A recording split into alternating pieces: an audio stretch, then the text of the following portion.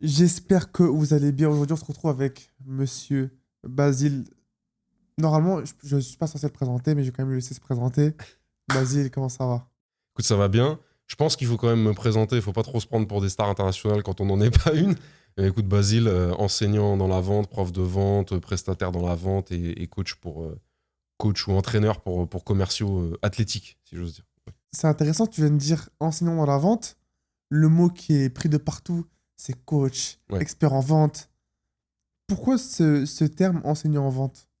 Alors, c'est une question hyper légitime. C'est vrai qu'on me l'a jamais posé d'ailleurs. Vraiment, je vais avoir réalisé en enseignant la vente parce que littéralement, j'enseigne la vente. C'est même pas une appellation marketing, c'est que je sais pas combien dans la fourchette de tous les gens qui coachent, qui produisent du savoir, de la formation dans la vente, combien enseignent réellement dans des classes, combien vont dans des écoles, Hmm. ou au-delà des écoles et des structures officielles, combien vont prendre des petits groupes d'élèves et vraiment enseigner comme on t'a enseigné tout ce que tu sais à l'école ou Ouais. peu importe quoi. C'est très différent de coacher. Tu vois, pour moi, il y a trois rôles. Il y a l'enseignant, il y a le coach et il y a même l'instructeur. Tu vois, qui a encore un rôle à part. L'instructeur, il déroule. Il s'en fout de toi, en fait. L'instructeur, il t'instruit. L'instructeur de tir, par exemple, où il s'en fout de toi. Il veut pas savoir quel est ton objectif, quels sont tes aléas, tes limites, tes points de particularité. Il te donne le process et il t'oblige à le respecter en sa présence. Tu vois. Et c'est son rôle. Le coach, il va faire un peu la même, mais il va lui venir un peu, je pense, adapter. Moi, je me considère pas coach, j'aime pas trop ça, tu vois. Mais il va venir l'adapter potentiellement vraiment à ta personne, à ta voix, etc. L'enseignant, c'est pas qu'il vient que te donner de la théorie et démerde-toi avec ça, il va te mettre en exercice, etc. Mais il sait qu'il vient intégrer du nouveau savoir. Donc avant d'aller se mettre à l'exploiter, à te dire comment faut faire ou à t'instruire un process d'action, il va déjà faire en sorte que les choses rentrent, elles stick, tu vois, qu'elles restent bien, s'assurer que t'as pas compris l'inverse de ce qu'il fallait comprendre. Ouais. Et tu vois, ce mélange de tout ça, je pense que c'est ce qui fait un bon pédagogue global, tu vois. Est-ce que, quand on dit enseignant, on n'est pas plus proche du côté mentor, peut-être? J'ai Ouais. l'impression qu'enseignant, c'est limite le step d'avant mentor, parce que mentor, on est sur de l'individu. Toi, t'es encore sur de la collectivité, si je ne Ouais. me trompe pas. Ouais, tu peux enseigner en direct, hein, en one-one. Oui, Mais je vois ce que tu veux dire. le Peut-être mentoring, que c'est vraiment un focus qui est fait, tu vois. ouais, ça me fait réfléchir. Je pense que beaucoup d'enseignants sont malgré eux Des mentors. ou involontairement un peu mentors de leurs élèves. Mais pour moi, le mentorat, en fait, c'est la même chose. C'est juste que soit tu es enseignant d'un élève, d'élèves qui sont en train d'apprendre des choses qui plus tard vont leur permettre d'exécuter des projets, etc. Soit tu es mentor peut-être d'anciens élèves ou de nouvelles personnes que tu aides qui sont dans un projet et qui là pour le coup ont besoin, parce que pour moi le mentor il va surtout aiguiller, tu Ok. vois, parce que j'ai un peu l'image du mentor qui est un peu busy, tu vois, qui est bah forcément théoriquement il est au-dessus en termes pas de réussite mais d'avancée. Il a pas 19 heures par jour à te donner, donc il va venir un peu, tu sais, un peu ostéopathique, un peu genre il va remettre ta vertèbre d'acquisition, il va te détendre, tu vois, les muscles de la rétention, etc. Il va te dire, tu vois, moi, il m'est arrivé ci, il m'est arrivé ça, je te conseille plutôt ci, plutôt ça. Là où l'enseignant, il arrive avec un bagage théorique qui va devoir te faire digérer, tu vois. Il vient te donner tes premières béquilles, tu vois, et après, il s'assure que ça puisse être transformé. Donc, il y a un peu je pense que c'est confondu. Les deux rôles peuvent se. Mais tous les enseignants ne sont pas des mentors. Et d'ailleurs, tous les mentors gagneraient à observer peut-être le travail de certains enseignants ou de s'inspirer du travail d'enseignants qui les ont marqués eux. Tu vois, on a tous, je sais pas, toi, t'as un prof un prof qui t'est encore en mémoire Euh, pour une raison positive quelconque, genre m- bienveillance, Moi, intérêt. c'était souvent, dans ce cadre-là, c'était souvent, je dirais, tu sais, tout ce qui est prof d'histoire, un truc comme ça. Prof Ouais. d'histoire, enfin, prof de géographie, parce que c'est des gens qui avaient un storytelling. Ouais, quand ils avaient un storytelling, c'était des gens Quand qui ils avaient, t'embarquaient. c'était Ouais, insane. Alors que ouais, l'école, enfin, clairement ouais. ennuyant, relou, tu vois. Donc moi, ouais, moi, je dirais que c'est plus un prof dans ce cadre-là. Après, moi, en fait, j'ai été en cours sans être en cours parce que toute la période scolaire où j'ai été à l'école, Ouais, j'étais pas là pour l'école, j'étais là pour signer pro en rugby. ouais, ouais, J'étais ouais. pas dans un mood de je suis là pour absorber de l'info. Non, je suis là parce que il nous Ça fait faut un double partie. cursus et après, je vais aller m'entraîner, tu vois. Ouais, ouais. C'était beaucoup ça.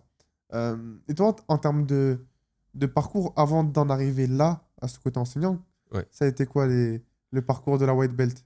Moi, mon parcours, il est pas très logique. Donc, en fait, moi, je viens des métiers basiques, tu vois, que tu fais pour bouffer quand t'es jeune, resto, chantier, ringis, sécu, enfin, tu vois, des trucs.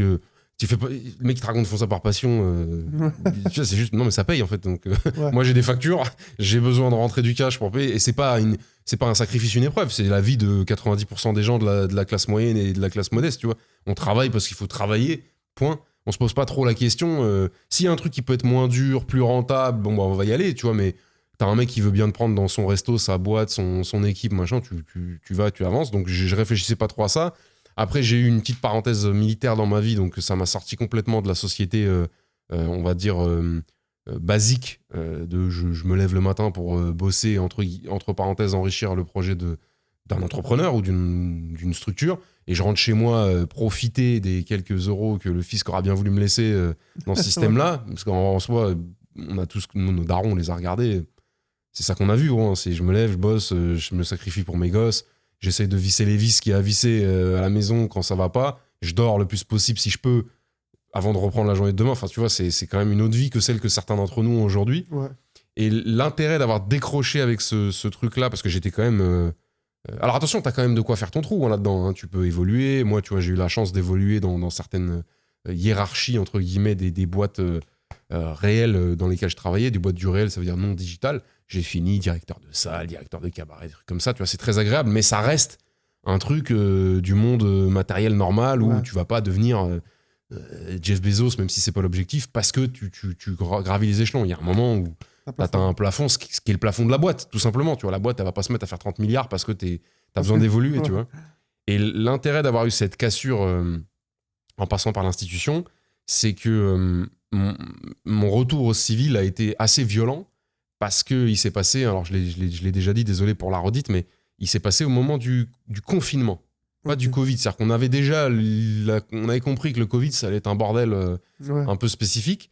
Mais moi, je suis sorti et boum, le confinement, il est arrivé vraiment dans les semaines qui ont suivi mon retour dans le civil.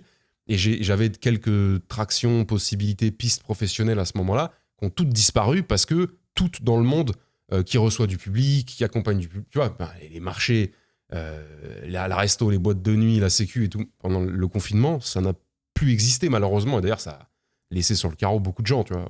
Et donc, j'ai dû vraiment grinder pour le coup. Ça m'a ramené à mes 20 ans. J'allais livrer des plateaux repas à des anciens. Enfin, c'était vraiment...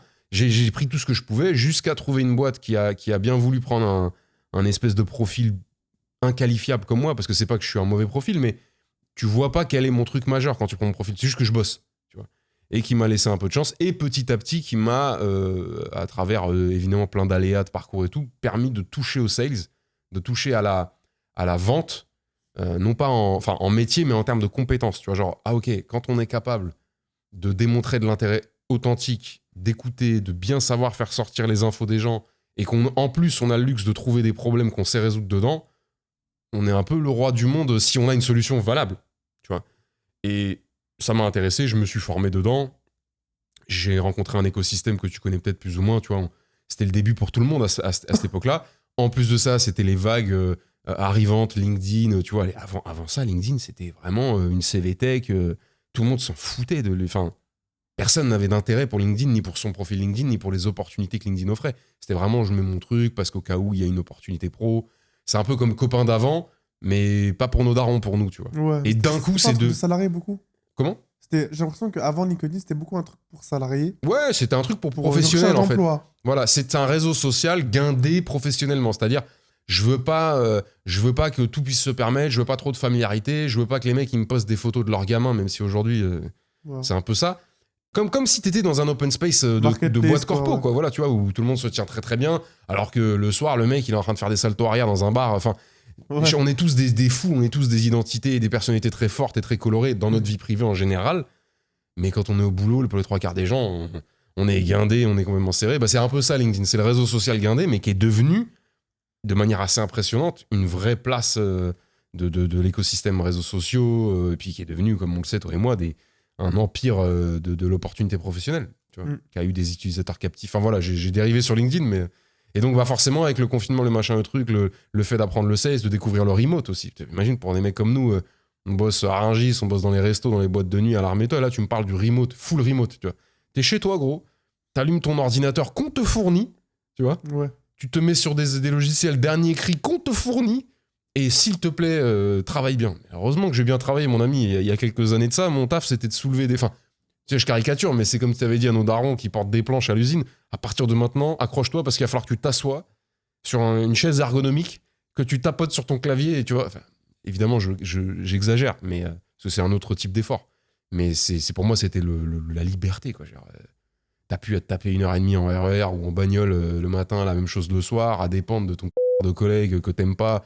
Enfin, je mets que du négatif, mais évidemment qu'il y a du positif et que le full remote aussi. Il y a des petites failles. Vaut mieux être bien discipliné, tu vois. Enfin, j'en ai vu plein revenir du full remote en découvrant qu'ils étaient encore des grands enfants pas responsables. Tu vois, genre, en fait, j'arrive pas à bosser quand je suis tout seul. La phrase, elle est fausse. C'est je suis pas discipliné au point de me forcer à travailler comme la pression sociale de mon bureau quand je suis au bureau me permet de le faire. Et ça, c'est ouf. D'ailleurs, toi, dans ta carrière professionnelle, tu as été beaucoup en... En fait, moi, et justement, c'était pour y revenir, j'ai quasiment jamais bossé. C'est-à-dire que moi, j'ai fait de l'intérim de nuit. Ok. De nuit, c'est quoi? Tu faisais de la sécu? Non, en gros, c'était sur une mission comme ça que j'avais fait. Tu sais, c'était dans les rayons. C'était un rayon de supermarché. Ah, ok. Et après, le plus gros que j'ai travaillé, ça a été en restauration de jour et de nuit. Je faisais cuisiner service. Ah ouais, tu faisais des shifts et des shifts et des shifts. Ouais. En fait, c'était, à l'époque, c'était à Mont-de-Marsan. Ah, ok. J'étais encore au rugby, tu vois. Et c'était une sorte de rôtisserie, mais un peu lounge. Tu sais, c'est pas la. Je sais pas, c'était l'entre-deux entre le fast-food et le. En fait, il y avait un minimum de service, tu vois. Ouais, C'est-à-dire que tu servais des c'était assiettes, pas à l'arrache. tu dressais des assiettes et tout, mais c'était pas le Georges V, tu vois. Oui. Donc. C'est de la bistronomie comme il faut, quoi. Exactement. Ouais. Et là, je vais découvrir le taf, parce que moi, à la base, toute ma vie, c'était le sport. On me paye pour faire du sport. Oui. Et là, à ce moment-là, mon coach qui me fait comprendre que je vais pas trop signer pro, quoi. Enfin, en gros, ça va être compliqué. Et je me dis, en fait, c'est mort, je dois faire de l'argent. Donc, c'est ça que je commence à prendre mes premières formations. Là, il me fallait des sous parce qu'à l'époque, j'étais déjà marié à l'époque. Et il fallait que je fasse de l'argent. Bien sûr, il fallait construire. Donc, j'ai commencé. D'abord, j'ai vendu des tiramisu sur Snap. Attends, redis cette phrase. T'as vendu des tiramisu sur Snap. Ça, c'est incroyable. Ça, c'est une phrase d'entrepreneur, tu vois. Écoute, c'était genre fin du ramadan. En plus, c'était même pas le. C'est ok. Je sais pas. En fait, moi, je kiffais les faire. Donc, toi, tu prenais du plaisir à produire des tiramisu. Tu savais que t'allais régaler. En fait, à la base, je me régalais moi. Mais mais à la base, c'est moi que je me régalais. Mais c'était insane. Parce qu'il faut savoir qu'avant de faire les tiramisu, j'avais ouvert une Dark Kitchen. Ok. Un peu quel genre? Dark Kitchen, tu sais, genre en gros, t'arrives à avoir une carte pro chez Metro, t'achètes 20 pots de Häagen-Dazs qui sont au même prix que le Aldi derrière. Enfin, c'est lunaire. Il y a des fois des trucs, je crois, chez Metro qui étaient presque aussi chers, voire peut-être même plus chers que dehors. Ah, tu faisais une sorte de contre-épicerie dans le sens où tu produisais pas tu faisais pas des plats genre. Pas du tout, voilà, non. Tu permettais aux gens de commander des choses. Commander chez moi de nuit, en gros. Tu faisais un arbitrage un peu de marché. En gros, tu commandais des trucs moins. Tout ce que l'Intermarché vous donne la journée que vous voulez le soir, moi je vous le donne le soir. Ah oui, en plus c'était le soir. Ah oui, intéressant. Parce que sinon, je me fais éteindre par Intermarché, quoi. Les gens ils sortent dehors. Oui, ils s'en foutent. Ouais. Alors en plus, maintenant il y a les livraisons où tu peux te faire livrer n'importe quoi. Ouais, 100%. Ok, hyper intéressant. Ok. Donc j'ai fait ça. T'as fait ça combien de temps, la Dark Kitchen? C'est un flop. En fait, vu ça a pas. Ok. C'est un flop parce que je vendais pas d'alcool. Et Mont-de-Marsan, c'est pas une ville où, en gros, par exemple, moi, des fois, je sais que si on me commandait, je sais pas, X canettes de. Je savais que c'était pour se faire des flashs, tu vois. C'était pas pour se faire. Mais j'ai floppé total. Et je me retrouve avec des stocks. Donc, je me retrouve avec un congélo qui me sert à rien. Ouais, parce que forcément, t'avais de la marchandise, pas vrai. J'ai des glaces. Bon, fallait que je les mange moi-même, tu vois. Il a dû bouffer tout son stock. Franchement. Ça finit comme ça. Ah non, mais je crois. Skittles, plein de trucs. Je me dis, bon, relou. Il faut se refaire. Donc là, j'arrive sur tiramisu et ça marche. T'es choqué. J'avais jamais, voire rarement eu autant d'espèces de toute ma vie dans mes mains. Mais parce que pour les gens, ça paraît peut-être même rien aujourd'hui. À l'ère où on vend des 10K, des 100K. Mais moi, à l'époque, avoir 300, 500, 600 balles dans ma main, en espèces, c'était une bonne idée. Bien sûr, oui. Et que t'as fait. Toi, enfin, genre, il y a vraiment rien. À l'époque, moi, je prenais ma voiture, j'allais dans le quartier des gens et tout. Oui. Ah ouais, non, mais je vois le grind. Les gens, ils venaient en bas chez moi. Ok, toi, t'habites où? Et en plus de ça, j'avais mes entraînements de rugby, donc il fallait que je les cale entre deux entraînements, peut-être, ou après l'entraînement. C'était un bourbier. Même l'épicerie de nuit à l'époque, ils nous avaient fourni Uber, ils te fournissaient un iPad, tu vois. Une sorte de mini iPad sans un Samsung et tout. Et quand t'avais une commande, ça bipait. Mais combien de fois t'es mort? Parce que tu fais de nuit, mais moi, je dors, je sais que j'ai pas de commande. Et la seule commande quand t'es KO minuit et demi, 1h, bip bip bip. Et en gros, ça sonne et ça te met un truc vert, comme quand tu rentres dans les restos. Okay. Donc, mais sinon, en termes de parcours pro, à part la restauration que j'ai fait, et c'est ça que j'ai compris que je n'étais pas fait pour ça. Ouais. Et je pense que c'est très dur pour des gens comme moi qui n'avons jamais connu ça. Parce que j'estime pas que j'ai connu le taf. Quand t'as taffé moins d'un an dans du salariat, tu vois, Traditionnel, ouais. tradi, mais c'est même pas du... C'était même pas ça. C'était, ok, t'as besoin de là, bah écoute, moi je serai là lundi, mardi, mercredi, puis ça change en fonction des semaines et en fonction des besoins. Ok, est-ce que là je fais la... Et en plus, la restauration, c'est très dur de recruter. Et moi, pareil, j'étais comme, j'ai zéro compétence en cuisine. Je suis pas bon en cuisine. Je suis un bosseur et puis j'écoute. Ouais, voilà, de toute façon, c'est ce qui. Donc j'ai découvert que voilà, bah, du coup, tu peux. J'ai pas découvert, mais tu te retrouves. Tu passes des terrains de rugby avec tes crampons dans les mains presque, à devoir vider des poulets, à servir des trucs. Enfin, ouais. Pour les gens comme moi, c'est beaucoup plus dur de s'envisager une vie de retour. Ah, vas-y, faut aller taffer. Parce que t'as. C'est comme si t'avais toujours grandi dans une Rolls-Royce et on te dit, bah là, faut aller dans un Twingo. Ouais, t'en Alors, vois les limites, quoi. Ouais, alors que par exemple, quelqu'un comme toi, t'as déjà vécu. Putain, t'as déjà vécu même pas la Twingo, t'as vécu la trottinette, j'ai envie de dire. ouais, bien sûr. Oui, Donc toi, te dire, bon, si je dois y revenir un instant, etc., c'est pas le scénario cauchemar, c'est relou, mais ça va. Moi, c'est vraiment terrifiant. C'est phobique, parce que j'ai vu les dégâts du salariat sur ma famille, tu vois. Ouais. Et c'est phobique. Si je me dis, en plus, j'ai toujours, quand t'es sportif de haut niveau, tu vis dans une bulle. T'es pas comme un humain normal. T'es payé pour faire du sport. En plus, t'es payé encore plus si tu gagnes. Tu t'entraînes entre 2 et 3 fois par jour. T'es pas comme... Oui, bien sûr. Les humains normaux, tu sais, ils mettent des jeans. Quand t'es athlète de haut niveau, tu mets pas de jeans. Quand tu sors, tu passes ta vie en short, en claquette. T'es en permanence dans le truc. Ouais, c'est ça. T'as quand même un background d'initiative entrepreneuriale intéressante, tu vois. Genre. Pour te dire, moi, j'ai pas commencé dans le sales direct. Enfin, j'ai pas commencé dans le closing directement. Moi, j'ai commencé en cold call. Ok. Moi, à la base, j'ai commencé dans le SMMA. C'est pareil. Du coup, j'avais repris. Pour te dire, dans mon parcours d'échec, j'avais pris une première formation sur la crypto à l'époque où ça pétait. Ouais. Et tu sais, quand il y avait eu la grosse correction, je crois, du Bitcoin, un truc comme ça, bah, je me fais carotte. Entre guillemets. Ok. Je perds. Ensuite, dans l'ordre, Dark Kitchen, flop. Snap, tiramisu, ça marche plutôt bien, mais bon, c'est pas tenable archi longtemps. Et en plus, c'est très périodique parce que bah, les tiramisu, c'était beaucoup pendant le ramadan et un peu après. Après, ça s'est un peu ralenti. Et après, formation que j'ai prise du coup en SMMA, qui était presque un scam parce qu'en fait, les gens, j'ai appris plus tard en parlant un peu à d'autres personnes qu'ils te disaient, ok, t'es prêt à investir combien, et ils te fournissaient le même product avec pour un prix différent, qui était adapté à ton compte en adapté banque. à ton compte en banque. La base du scam. La base du scam. Ils se disent pas, tiens, un jour, les mecs, ils vont parler entre eux et ils vont réaliser mais qu'on c'est les a lunaire. tous. Et le pire, c'est qu'après, j'ai voulu retrouver, je retrouvais plus. Enfin, c'était bref. Incroyable. Donc, ça que je commence. Et en gros, à l'époque, tu sais, c'était du drop service un peu. En Ok. gros, t'as un prestataire sur Fiverr, il te fait une presta à 900 balles. Toi, t'appelles une boîte, tu dis, écoute, moi, je peux vous faire ça. Toi, tu fais l'intermédiaire et je prends la différence. Middle guy. Ouais. Ouais, c'est ça. Et donc, je fais ça, et puis sincèrement, j'apprends à la vie. C'est l'école de la vie, en fait. Parce que le cold call, quand t'as pas connu. Moi, je suis pas un mec du 16 à la base. Ouais. Pas du tout. Moi, je suis un mec du sport, en fait. Je suis un mec des crampons, du vestiaire, des copains, comme il dirait. Ouais, bien sûr. Hein. Un mec de l'Ovalie. Ouais. Grave. Et donc, dans le monde de l'Ovalie, le dialogue, c'est pas la première chose qu'on fait, tu vois. Oui, c'est après, ça. C'est après, en général, tu vois. Et donc, je fais call. Et là, oh, purée.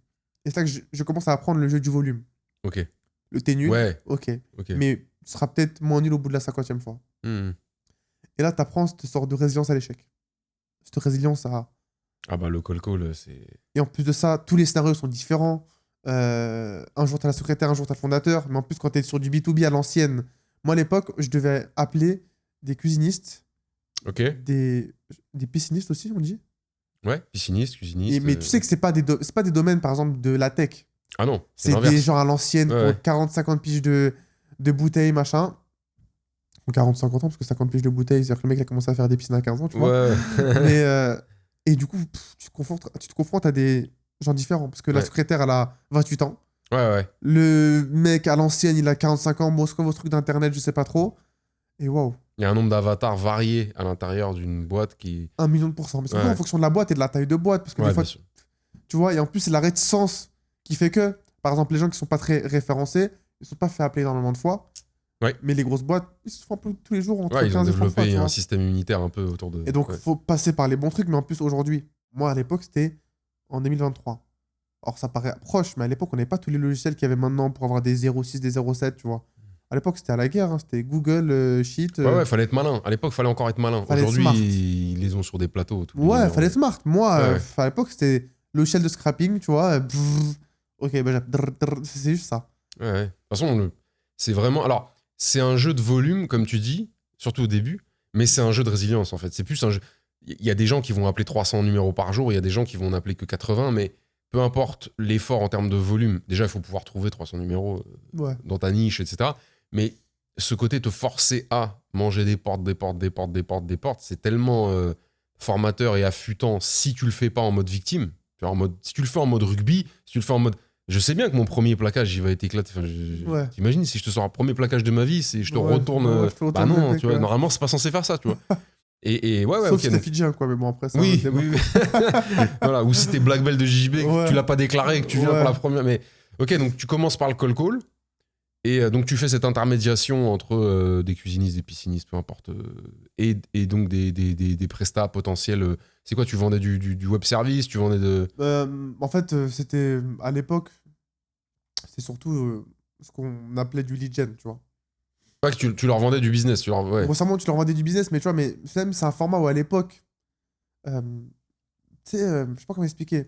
C'est dur de se sentir convaincu ou même convaincant parce que toi-même, tu galères à trouver des leads. Tu vas dire à une boîte, moi, je vais te générer des leads avec un prestat dont tu connais même pas encore les résultats. Ouais. Donc, t'es vraiment en mode je bricole pour faire des sous. T'as pas encore la vision très business. Ouais. T'as en vision fast cash. Par contre, oui, vu que c'est des gros contrats, bah, dans tous les cas, vu que t'as de l'argent, tu vas te buter pour over-deliver, tu vois.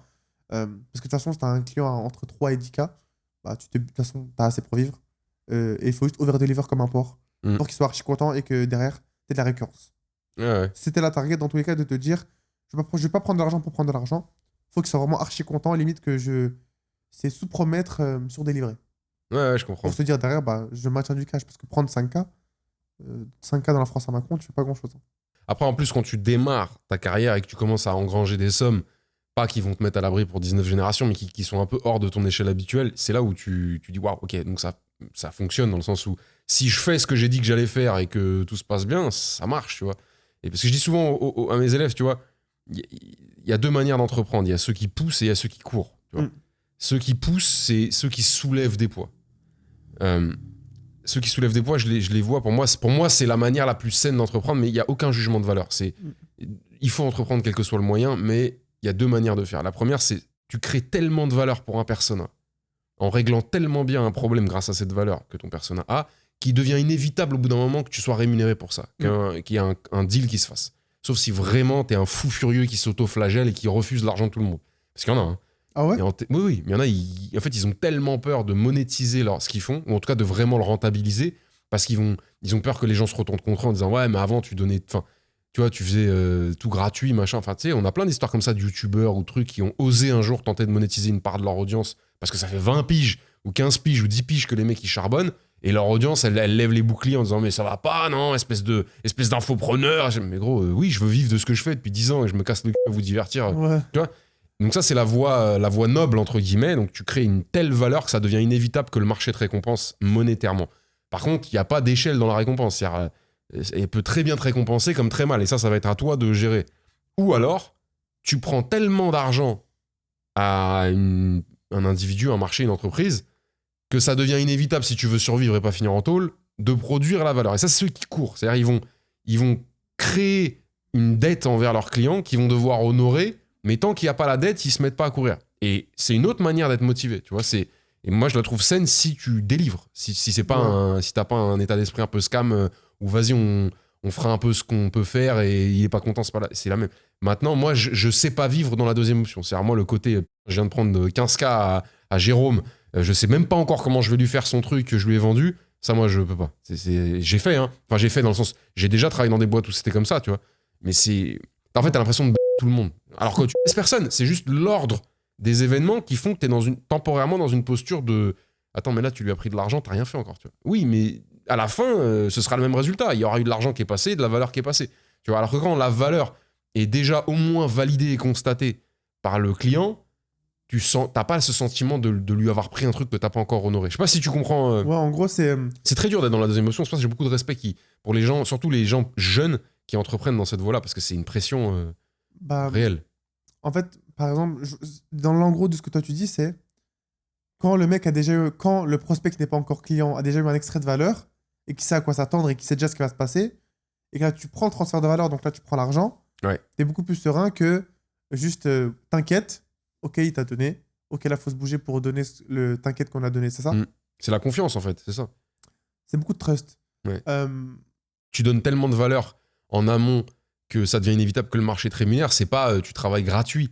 C'est que tu passes tellement de temps à produire une vraie valeur dans ton marché, sur ton persona, au-delà de lui vendre des trucs et tout, que j'ai déjà vu, je vais pas parler de moi parce que sinon les gens ils vont penser que je me prends pour je sais pas quoi, mais j'ai déjà vu chez des entrepreneurs des gens leur demander de créer une presta, une offre pour eux. Enfin, ça, moi, j'en veux pas parce que je suis pas la cible ou que ça correspond. Mais s'il te plaît, design-moi un truc. Moi, je veux bosser avec toi. Je sais ce que tu fais. Je connais les résultats que tu sors. Et des fois, avec des enveloppes hyper honorables, hein, tu vois. Parce que les gens veulent. Tu vois, t'as tellement montré que tu sais, quand on était petit, alors rugby, foot, peu importe, on s'en fout, mais qu'on faisait les équipes. Les mecs que tu choisis en premier, il y a une raison. Bah, tu veux être ce gars-là quand tu fais du business. Tu veux être le gars en premier, on te prend en premier, tu vois. Si t'es pas là, on va prendre un deuxième, tu vois. Tu veux pas être le gars qu'on prend à la fin. Tu veux pas être le mec qu'on prend parce que le mec qu'on prend à la fin, d'awareness et tout. Ouais, voilà. C'est ça. En fait, le mec qu'on prend à la fin, c'est pas le pire. Alors que tout le monde se dit, bah ouais, mais c'est le mec qu'on prend. Mais en général, c'est des histoires de fous, les mecs qu'on prend à la fin. Ça peut devenir des anti-héros qui percent, tu sais, in fine, parce qu'ils étaient le vilain petit canard. Mais ceux qui sont entre les deux, entre le premier et le dernier, c'est des randoms. C'est-à-dire que personne se souvient de ça. De ces gens-là, personne ne se rappelle du moindre intérêt qu'ils avaient, de la moindre valeur qu'ils ont produite. Alors, je caricature la métaphore, tu vois. Mais le premier, tu veux être le premier. Ce gars-là, il est tellement X, Y, Z, peu importe la qualité, le truc. Moi, si je peux bosser avec lui, je bosse avec lui. S'il n'y a pas moyen, il n'y a pas moyen. Mais si je peux, je prends tout de suite, tu vois. C'est ça que tu veux être, tu vois. Une sorte de référence. J'ai comme l'impression que si on reprend un peu le marché à l'heure actuelle, il y a de moins en moins de droit au fait de donner de la faible valeur. À l'époque, je pense que tu donnais de la faible valeur, ça passait, tu faisais du cash, tu vois. Bah, rien que d'en donner un petit peu, déjà, c'était incroyable. Ouais, de ouf, mais moi, mon impression, c'est que on va être de moins en moins dans un marché tant de la valeur. Il y aura de la valeur, mais je pense que ça va beaucoup marcher au trust. Ça va être la brand. Là, on est dans la... Écoute, c'est ce que tu dis, c'est d'une vérité absolue. On a, pour moi, le plus grand cerveau de l'entrepreneuriat mondial qui s'appelle Paul Graham, que tu connais peut-être, qui est le fondateur de Y Combinator. Je t'invite à lire ses essais. Tu vois ce que c'est Y Combinator, le plus gros incubateur des US? C'est en gros, comme il y a à Paris, là. C'est comme Station F, Exa, comme ça. C'est là où il y a Airbnb et tout, je crois. Voilà, Airbnb, Stripe, enfin des boîtes, mon ami, tu te dis OK. Et je te parle pas des noms qui viennent dans les capitaux des entreprises qui s'incubent, parce que c'est les plus gros noms que tu peux trouver. Tu as du Musk, du Ravikant, tu vois, c'est vraiment les boss du monde s'intéressent à... Et d'ailleurs, l'ancien remplaçant et fils spirituel de Paul Graham, avant qu'il fonde OpenAI, c'était Sam Altman, tu vois. Donc et qui est lui-même un enfant de Y Combinator, qui a commencé en tant qu'incubé à Y Combinator, tu vois. Okay. C'est vraiment la Ligue 1, la Ligue des champions, les Worlds, IBJJF, voilà. C'est d'Alpha, quoi. C'est ça. Et il vient de faire son dernier essai qui est The Brand Era. Pour lui, on est dans l'ère de la marque personnelle ou au-delà du personnel de la marque. Pas la marque Vuitton, la marque Mehdi Porchet, la marque, je sais pas, Oussama Hamar, Augustin Tonnel, peu importe qui, tu vois. Un blaze, une niche, une allure, une personnalité, une fin, une mission qui génère ou non de la confiance et de l'adhésion, tu vois. Oui, il y a les offres, il y a le marché, il y a la valeur, inévitablement. Ça coûtera beaucoup moins. C'est surtout que ça va reposer sur du naturel. Et c'est là où ça va mettre beaucoup de monde en PLS au départ, c'est que les gens sont tellement habitués à, excuse-moi du terme, hein, mais à twerker pour avoir des vues, des likes, des deals, des partenariats, des oui, etc., qui comprennent pas qu'en fait maintenant, arrête de twerker, fais ce que tu sais faire. Sois toi. Et il y en a qui vont découvrir que être eux, c'est pas ouf. Tu vois, et ça va faire très mal. Maintenant, il y a des gens, je citerai pas de nom parce que j'ai pas un exemple parfait, mais il y a des gens qui se sont détruits et remodelés. J'en ai connu personnellement, tu vois. Détruits, c'est pas négatif dans le sens de se faire du mal, mais qui ont compris qu'ils avaient une base qui n'était pas adaptée à ce qu'ils voulaient faire, sans se devenir schizo ou se faire passer pour ce qu'ils sont pas. Ils sont allés chercher des compléments de personnalité, de vécu. Ils ont été vivre des choses, tu vois, pour revenir changer, tu vois, en mode ok, maintenant je change, hein, identité, tu vois, shifting un peu d'identité. Alors faut pas non plus devenir fou, tu vois, mais il y en a chez qui ça a été nécessaire, tu vois. Après dans leur cercle privé, ils sont qui ils veulent, tu vois. Ouais, mais je pense que c'est très durement séparable. Par exemple, moi je pense que, et je le dis beaucoup, tu sépareras grossièrement jamais le closer / le sales de l'humain. Ouais, c'est vrai. Pour moi, c'est toi. Par exemple, tu vois, quand on disait que la personal brand, voilà, entre guillemets, là c'est l'ère de la brand, c'est que la brand, ça ne s'achète pas. En fait, soit tu l'es, soit tu l'es pas. Et c'est pas un truc que tu peux acheter sur Amazon, il n'y a pas de formation. Oui, il y a des structures à mettre en place pour mettre en valeur peut-être qui tu es, mais fondamentalement, c'est toi. C'est Et ça. le toi, le différent, c'est dur de s'inventer une personnalité, je trouve. Et en plus, c'est sur du long terme, c'est-à-dire que c'est un jeu long terme, donc en fait, ça met du temps, et tu peux pas faker qui tu es pendant trop longtemps. Hmm. Et Vraiment, surtout, on sent. quand on parle de brand, alors juste pour faire un clin d'œil, tu vois, ici on est chez Zone 56, qui sont des gens que je connais bien et qui travaillent vraiment, comme tu peux le voir, de manière qualitative. Mais le premier gars qui m'a ramené ici, c'était il y a quelques temps de ça, il y a quelques années, c'était Arthur Valton, je sais pas si tu connais, de Just Brand, Ok, qui est dans oui, c'est le bon, je branding vois. un peu haut de gamme, Oui, tu je vois. vois. Et bon, du coup, ça, la boucle est bouclée. C'est un peu lui qui m'a mis dans. Ah, c'était ici? Ouais, c'était ici à l'ancienne, j'allais dire, Pour moi, dans c'était à Dubaï l'ancien en décor et plus. tout, tu vois. Comment? Parce que pour moi, quand j'avais vu, pour moi, c'était à Dubaï. Ouais, non, c'était ici, mais c'était l'ancien décor, avec Ok. une grande table ronde et tout. Et sur un truc intéressant sur la brand, c'est que j'ai l'impression que les gens pensent que c'est surtout, tu vois, à quoi tu ressembles. Qu'est-ce que t'es, qu'est-ce que t'envoies, la dégaine, tu vois. Genre, mais Mehdi, c'est pas un mec qui arrive en Sarwell, tu vois, avec un collier de coquillages et de dents de je sais pas quoi, qui va te parler. Tu vois Ouais, l'idée. ouais, je vois. Mais je trouve qu'on accorde beaucoup trop d'importance à la plastique d'un branding, même si c'est. Moi, je pense qu'il faut que la plastique, tu vois, c'est le matos, c'est ce qu'on voit, la carrosserie, tu vois. Je pense que la plastique, elle doit plaire à une personne, c'est au mec qui porte le branding. Ouais. S'il se kiffe pas, alors ça peut être un truc qui est un petit peu différent de la réalité naturelle de ton foyer, tu vois. Mais il faut que ce soit toi que ça fasse kiffer, il faut que tu te sentes, je sais pas, je vais pas dire beau ou bien, mais Oh, c'est moi. voilà, il faut que tu te sentes dans tes baskets au moment où tu incarnes ton branding, parce que du coup, tu ne vas pas y penser. T'es pas en mode chouma, vas-y, c'est pas moi, je me sens pas Voilà. bien et tout. Tu sais, comme les gens qui sont complexés ou qui ont un problème, tu vois. Bon, là, ça tombe bien parce que je me suis assis de ce côté-là. Aujourd'hui, j'ai une vieille oreille abîmée, je la montre, il n'y a rien de grave. Mais imagine que j'en ai partout des trucs comme ça, tu vois. Je vais être là en train de dire, ouais, on voit ma gueule, on voit ma balafre, on voit même pas ma tronche. Mais on accorde trop d'importance à la plastique quand on n'est pas cette. À part cette personne qui porte elle-même son propre branding, les autres ne devraient pas s'intéresser à la plastique. Par contre, ce qui est significatif dans une brand, c'est les actes et la pensée de la personne. Mm. Et tu développes plus une brand en montrant ce que tu fais et en t'exprimant, en ayant l'audace, c'est peut-être un mot un peu fort, mais le courage de t'exprimer authentiquement comme tu le penses. Alors, t'es pas obligé d'attaquer tous les sujets s'il y en a qui peuvent être explosifs, mais moi, je dis jamais autre chose que ce que je pense vraiment. Sinon, je ferme ma gueule. Ça sert à quoi que je te maquille mon point de vue et tout, tu vois. Le point de vue d'un individu devient l'élément, pour moi, le plus central d'un branding. Il faut juste qu'il soit magnifié, ou en tout cas pas pollué par les actes. Ok. Parce que si je sais que tu as un point de vue qui m'intéresse, mais que tout ce que tu fais, c'est contraire presque à ce que tu dis et à ce que moi je pense qu'il faut faire, pour générer de la trust, ça va être compliqué. Tu vois ce que je veux dire? C'est vraiment s'aligner, mais le faire de manière le plus authentique possible. Tu vois. Mm. Et c'est con, mais tout à l'heure, tu as dit un truc que j'ai pas relevé sur le moment parce que c'était pas le sujet, mais tu as dit, ouais, ma Dark Kitchen, je vendais mes trucs la nuit et tout, mais je vendais pas d'alcool. Moi, je sais pourquoi tu vendais pas d'alcool, tu vois, Ouais. alors que d'autres l'auraient fait. Mais ça, c'est un élément de branding pour moi. Parce que je sais que c'est purement sincère en toi. C'est pas un truc de attends, calculons.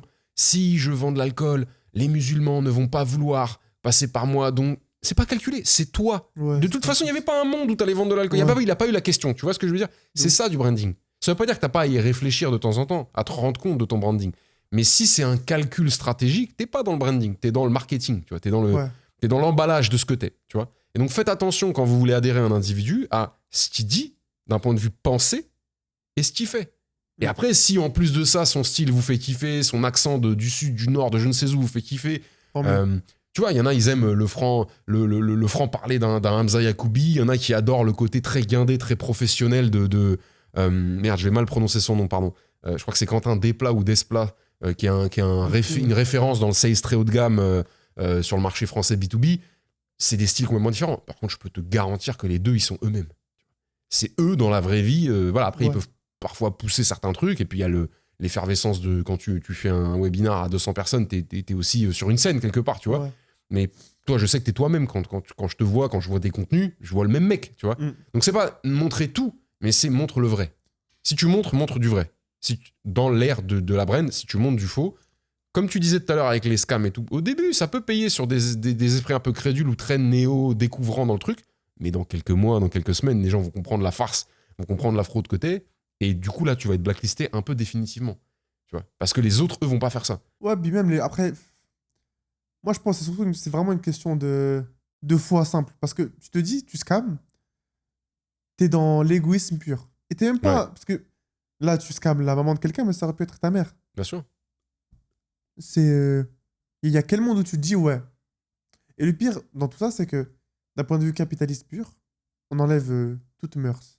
D'un point de vue capitaliste pur, c'est pas le moyen de faire le plus d'argent. Ouais. Je vais faire le plus d'argent possible, soit bon, vendu bon.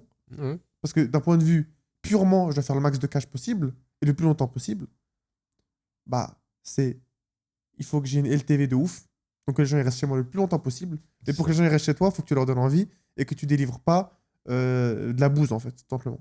C'est déjà dur de créer un effet cumulé avec un business sain, d'avoir un truc qui grossit et où t'es pas tout le temps obligé d'aller trouver des clients, machin, parce que y en a qui ont des business hyper honnêtes, hyper sains, mais qui doivent quand même faire ça, parce que le modèle est pas excellent, parce que machin, donc ils doivent trouver des clients en permanence. Dans le B2C, c'est beaucoup comme ça, tu vois. Mais alors, si en plus tu te mets à arnaquer les gens, comment veux-tu faire grossir quelque chose sur le long terme qui un jour aura une valeur supérieure à tous les efforts que tu as mis dedans, tu vois? C'est un peu l'objectif de construire, de cumuler tous tes efforts comme des intérêts en finance. C'est qu'à la fin, ça devienne tellement gros que c'est ça qui produit la valeur, tu vois. Je pense qu'on arrive à une ère de la fin du scam. Je sais pas ce que t'en penses. Il y aura toujours des scams. Ouais, mais je pense maintenant... À l'époque, c'était facile. Maintenant, je pense qu'il faudra s'accrocher. En général, là où les scams les plus dangereux se trouvent, c'est dans la nouveauté.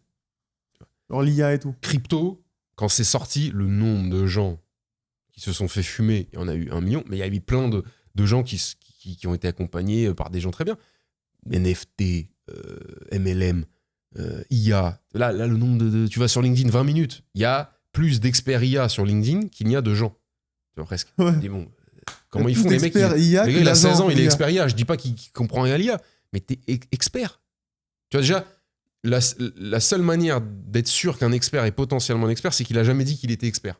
Tu vois. L'expert, il dira jamais qu'il est expert. Sinon, il n'est pas expert, tu vois. Il dira quoi? Il dira qu'il est consultant? Non, mais il dira tout sauf qu'il est expert, puisqu'il sait qu'il ne l'est pas. Tu vois, un expert, il a ce... Tu vois, c'est un peu la courbe du Dunning-Kruger. Enfin, enfin, pas du Dunning-Kruger, mais de l'apprentissage. Plus tu sais que tu sais pas. Voilà, au début, tu sais pas que tu sais pas. Ensuite, tu commences à constater l'envergure de ce que tu sais pas jusqu'à te rendre compte qu'en fait, c'est pas une envergure. C'est carrément l'univers entier que tu sais pas. Donc là, c'est soit bonjour, je prends ma carte de membre à l'humilité, soit je prends ma carte de membre à j'assume pas et j'avance et je continue à raconter n'importe quoi en sortant 3 noms techniques que j'ai appris sur Internet. Et après, si t'es un vrai, t'arrives à passer dans la case je commence à ne pas me rendre compte que je sais des nouvelles choses. Si un expert, il est obligé de te dire qu'il est expert, c'est comme un chef qui est obligé de te dire que c'est lui le chef. C'est chelou, non? Normalement, c'est... Tu sais, c'est comme les pères qui disent je suis ton père. Je suis au courant, frérot. Tu vois, tu vois ce que je veux dire? Alors, c'est exagéré dans le sens, c'est pas parce que c'est un peu loin, mais je vois ce que tu veux dire. Normalement, le fait de dire que le fait d'être le chef te confère une autorité et un contrôle sur l'équipe. Si t'as besoin de rappeler que t'es le chef, c'est qu'on t'a peut-être pas donné l'autorité et le contrôle que tu voulais, mais ça vient pas des gens qui te le donnent pas, ça vient de toi, gros.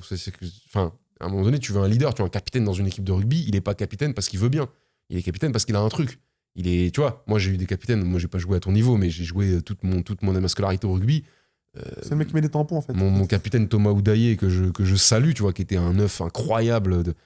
On savait pourquoi c'était notre capitaine. C'était l'incarnation du fair play, l'incarnation de la discipline. Ça m'allait. Je voulais que ce gars-là soit mon capitaine, tu vois. C'était un numéro 9? C'était un 9, ouais. En plus, ça, c'est quoi ça? C'est les... Parce que pour ceux qui savent pas, le numéro 9 au rugby, c'est le profil petit teigneux. Et alors lui, il était tout sauf teigneux, tu vois. Ah ouais? Ouais, mais enfin, il était teigneux dans l'adversité, mais pas dans le comportement. Oui, voilà. Mais par exemple, en fait, c'est le chef de meute. C'est le mec qui va te mener des grosses bestioles alors qu'il fait 25 kilos. Exactement. Et très smart. Ouais. Et très... Et puis, faut du vice. Faut tellement du vice, jouer la balle, machin. Faire rouler la balle et tout. La vision. Ouais. Il faut un sang-froid. Parce qu'en plus, t'es l'homme à abattre. Oui, complètement. Du coup, tu sais, en sortie de rock, les mecs, ils veulent t'éteindre. C'est la petite fourmi qu'il faut raser. Et ils ont le gabarit pour t'éteindre. Ouais, c'est ça, tu vois. Mais je pense que, petite parenthèse, moi à l'époque, ce qui était terrifiant, c'est qu'on avait il y avait une certaine génération de neufs qui étaient vraiment bûches. Ouais. En fait, c'était des sortes de mini-piliers. Ouais, c'est ça, c'est des piliers miniatures. Trop vite, qu'il faut qu'on dépasse de ouf. T'es en mode pur et un hybride. Ouais. Et parce que lui, pour le coup, il peut te monter en l'air, genre. Alors que c'est le numéro 9. Donc toi, tu t'es fait monter en l'air par le 9. Et les gars, moi, j'avais un 9 un peu oversize, les mecs, tu vois. Tu t'es fait retourner par lui. Et c'était un truc de fou. Purée. Et moi, c'est bien un truc que le rugby, ça m'a appris. C'est que c'est vraiment le David contre Goliath. Je sais pas si tu vois ces matchs où tu joues et tu vois le mec en face. Moi, à l'époque, je sais pas, t'as peut-être 16 ans. Tu vas jouer contre Massy à domicile. Et tu sais, toi, t'arrives de la province, théoriquement. t'arrives dans le fin de fond, t'arrives à Grigny comme ça. Et toi, t'as vu que t'as grandi, entre guillemets, avec des gens normaux. Par Ouais. exemple, tu vois, nous, je veux dire, dans mon équipe à l'époque, le peu d'immigration qu'il y avait, c'est-à-dire Ouais. que les rebeux, les Renois, c'était soit des mecs de Paname, soit des mecs d'ailleurs, Ouais. dont je faisais partie. Donc quand on remontait, bah nous, vu qu'on était que dans un bassin de campagnards, entre guillemets, Mhm. j'abuse, hein, Non, non, mais je vois ce que tu veux dire. Ouais. c'est pas péjoratif du tout, en Non, fait. non, de hein. région, quoi. Ouais, bien sûr. De région. Quand Ouais. tu joues à Oyonnax, dans l'Ain, entouré de bourgs, Mais t'as avec des campagnards. Ouais. Ou t'as avec des gens, les gens les plus citadins que tu connais, ils sont à Lyon, tu vois. Ouais, non, mais c'est ça, oui, bien sûr. Et donc, t'arrives et tu sors d'une planète où d'un coup, tu vois des mecs qui ont 16 piges, qui font 1m95, qui font 100 plombes, t'es en mode ok. Ok. Et t'as un truc de purée, machin. Ah, c'est chaud. Là, tu vois le petit mec, tu sais, le petit mec deuxième centre, qui pèse 70 kilos, qui met un tampon de fou. Tu te dis, waouh, Hmm. personne pensait que c'était possible. Mais en fait, c'est parce que du moment où quelqu'un fait, ton plafond devient ton plancher. Donc tu te dis, waouh, en fait, c'est possible. Et la Ouais. limite, elle était que dans ma tête. Ouais. Alors que tu le vois physiquement, tu te dis, il n'y a aucun monde. Bah, ici, il y a un monde. Il y a un monde où t'essayes. Ouais, bien sûr. Ouais, c'est comme quand là, dans l'entrepreneuriat, on voit un minot qui a l'air de pas avoir grand-chose comme atout pour réussir et qui se dit, c'est quoi, je vais taper dedans, je vais essayer, et qui fait péter un truc de, alors, peu importe quoi, SMMA, e-commerce ou même des trucs beaucoup plus tradis, et qui arrive. Tu vois, genre, tu vois, moi, je donne souvent cet exemple-là parce que j'ai eu la chance de vivre un peu avec lui quelques mois quand on était à Dubaï. J'ai vécu avec Mathis Clouet, Mm. que tu connais peut-être de nom. Non, mais je suis en tournée avec lui en plus. Avant The Ecosystem. Ah ouais, bah, tu vas te régaler. Insane. Avant, même à la genèse de The Ecosystem. Quand c'était encore en agence, Non, même pas. Il venait d'arrêter ce qu'il faisait précédemment. copywriting, je Il crois. venait de rejoindre Oussama pour justement se recentrer en mode solo au départ. Avant, il était avec des associés, si je dis pas de c'est bêtises. ça. Et il avait l'idée de The Ecosystem et il commençait à en faire quelque chose. Mais j'ai jamais vu un mec bosser autant que lui. Vraiment. Et tu te dis, ce gars, il paye pas de mine. Bon, il avait quand même un gros capital intellectuel, ça se voyait, brillant, très smart et tout. Donc, c'est pas comme s'il partait avec zéro, on va pas se raconter de... Mais Très humble. très C'est humble. lunaire. Vraiment très humble. Mais c'est pas de l'humilité de spectacle. C'est. En fait, oui, bah, je travaille. Enfin, tu sais, pour lui, c'est normal, en fait, ce qu'il fait. Il se rend pas compte. Il se rendra peut-être compte avec le recul quand il verra un Mathis Clouet, quand lui ne sera plus un jeune de cette génération-là. Peut-être que là, il va faire, ah, c'était ça que je donnais comme choc, comme image ou comme impression aux plus vieux. Enfin, Je pense quand il va passer de héros à guide. ouais, bah il est déjà. Ce qui est fou, c'est qu'il arrive déjà Être guide à un assumer peu. quelques moments de ce rôle de guide sans tomber dans la bêtise du biais du survivant, où dire ah, il faut faire ci, il faut faire ça, c'est parce que je l'ai fait et ça a marché. Alors que frérot, il y a 1 milliard de façons de faire ce que t'as fait. Il est très consultatif, tu vois, il est pas en mode Je sais. ça, et il a un ton. Enfin, au-delà de son personal branding, il est lui-même. Tu vois, lui pour le coup, c'est un gars, il est lui-même.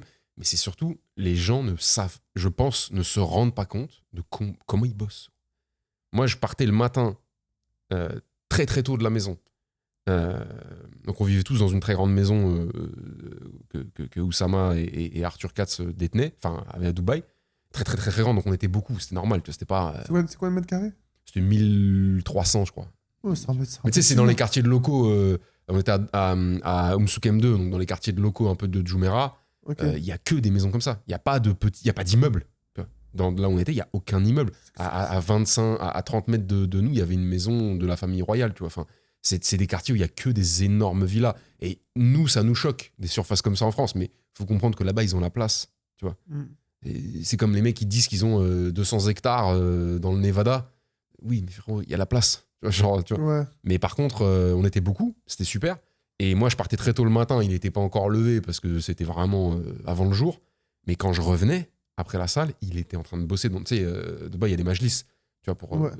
nous, on a fait un bureau direct, dans le sens où on recevait pas d'invités en dehors de la maison. Tu vois. Donc, le majlis, c'était des bureaux. Il bossait toute la journée. Il était assis dans le majlis, en train de charbonner. S'il levait son c'était pour soit commencer à chercher un appart à Dubaï, soit aller rencontrer des gens avec qui il faisait du business, soit manger rapidement et se rasseoir. Tu vois.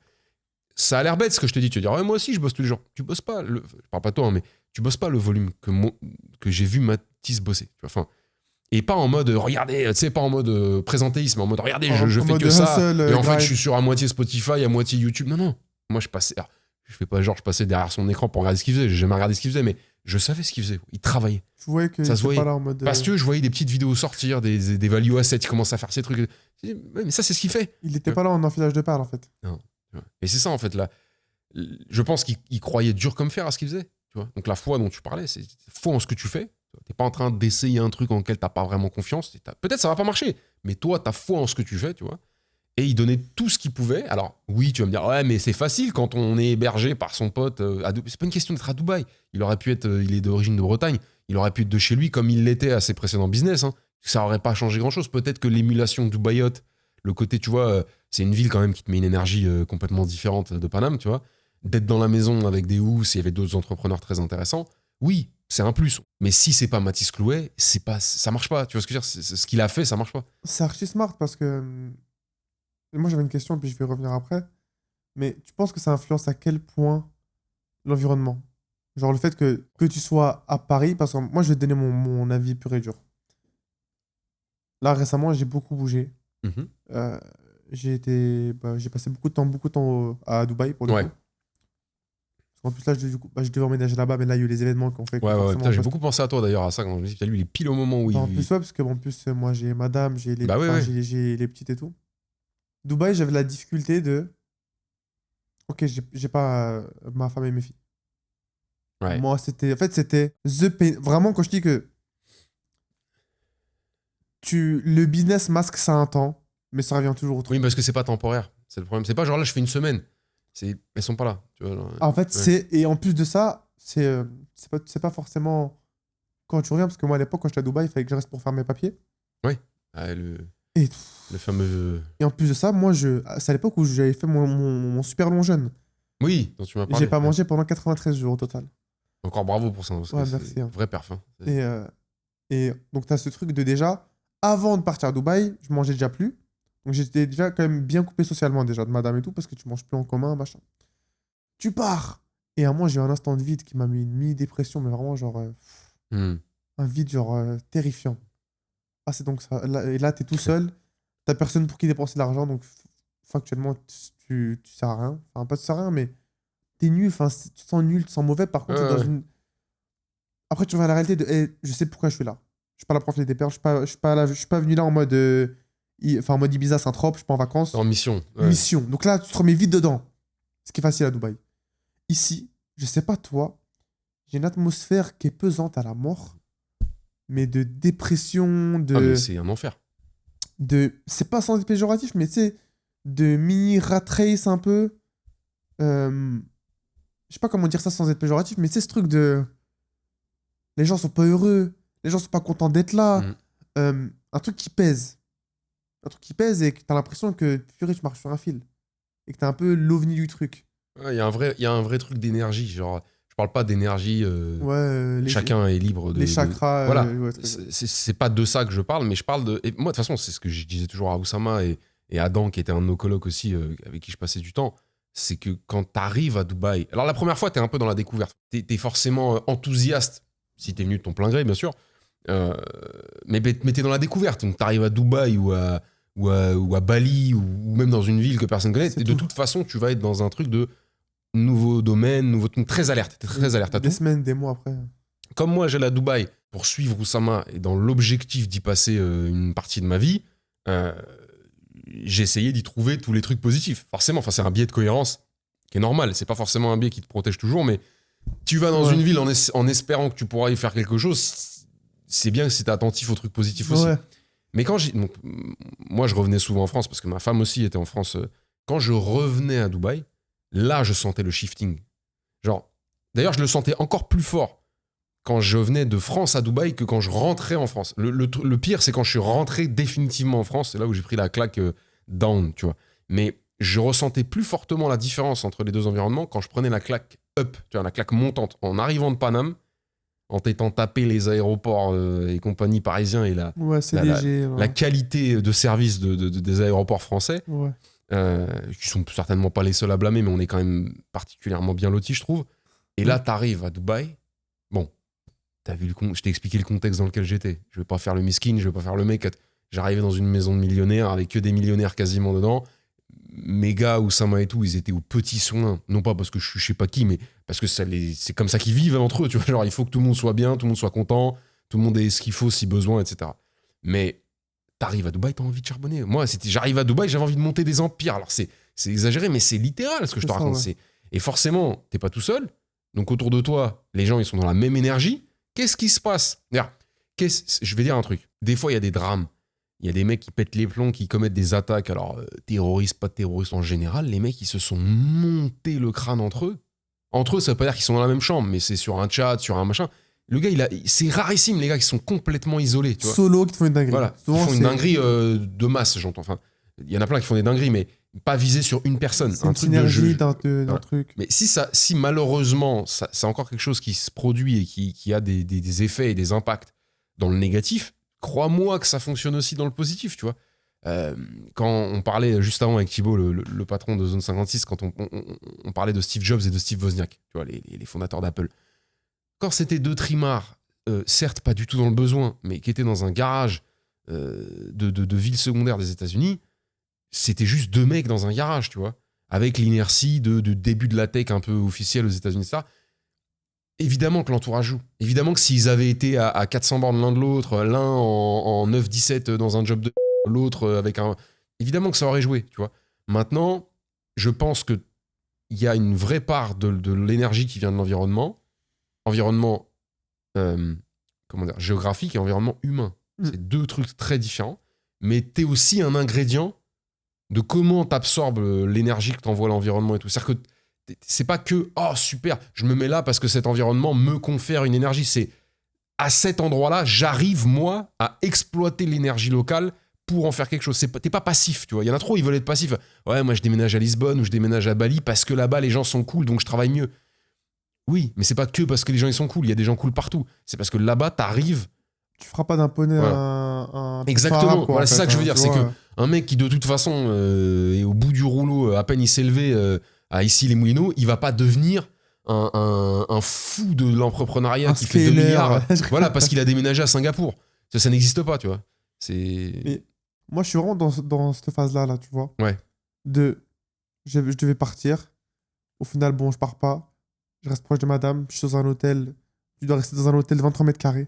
Dans une chambre 23 mètres carrés. Moi, de base, j'habitais dans un truc qui était plutôt grand, tu vois. Ouais. Là, 23 mètres carrés.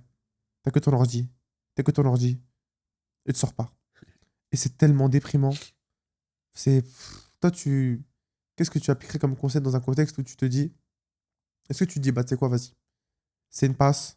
Faut se mettre le nez dedans et on attend que ça sorte. Mais c'est un truc, quand tu le cumules des semaines, tu te dis, oh, c'est lourd. Et moi, j'ai vécu ce truc-là de purée, c'est lourd. Ouais. Ça commence à faire lourd. Ouais, grave. En fait, il faut toujours essayer.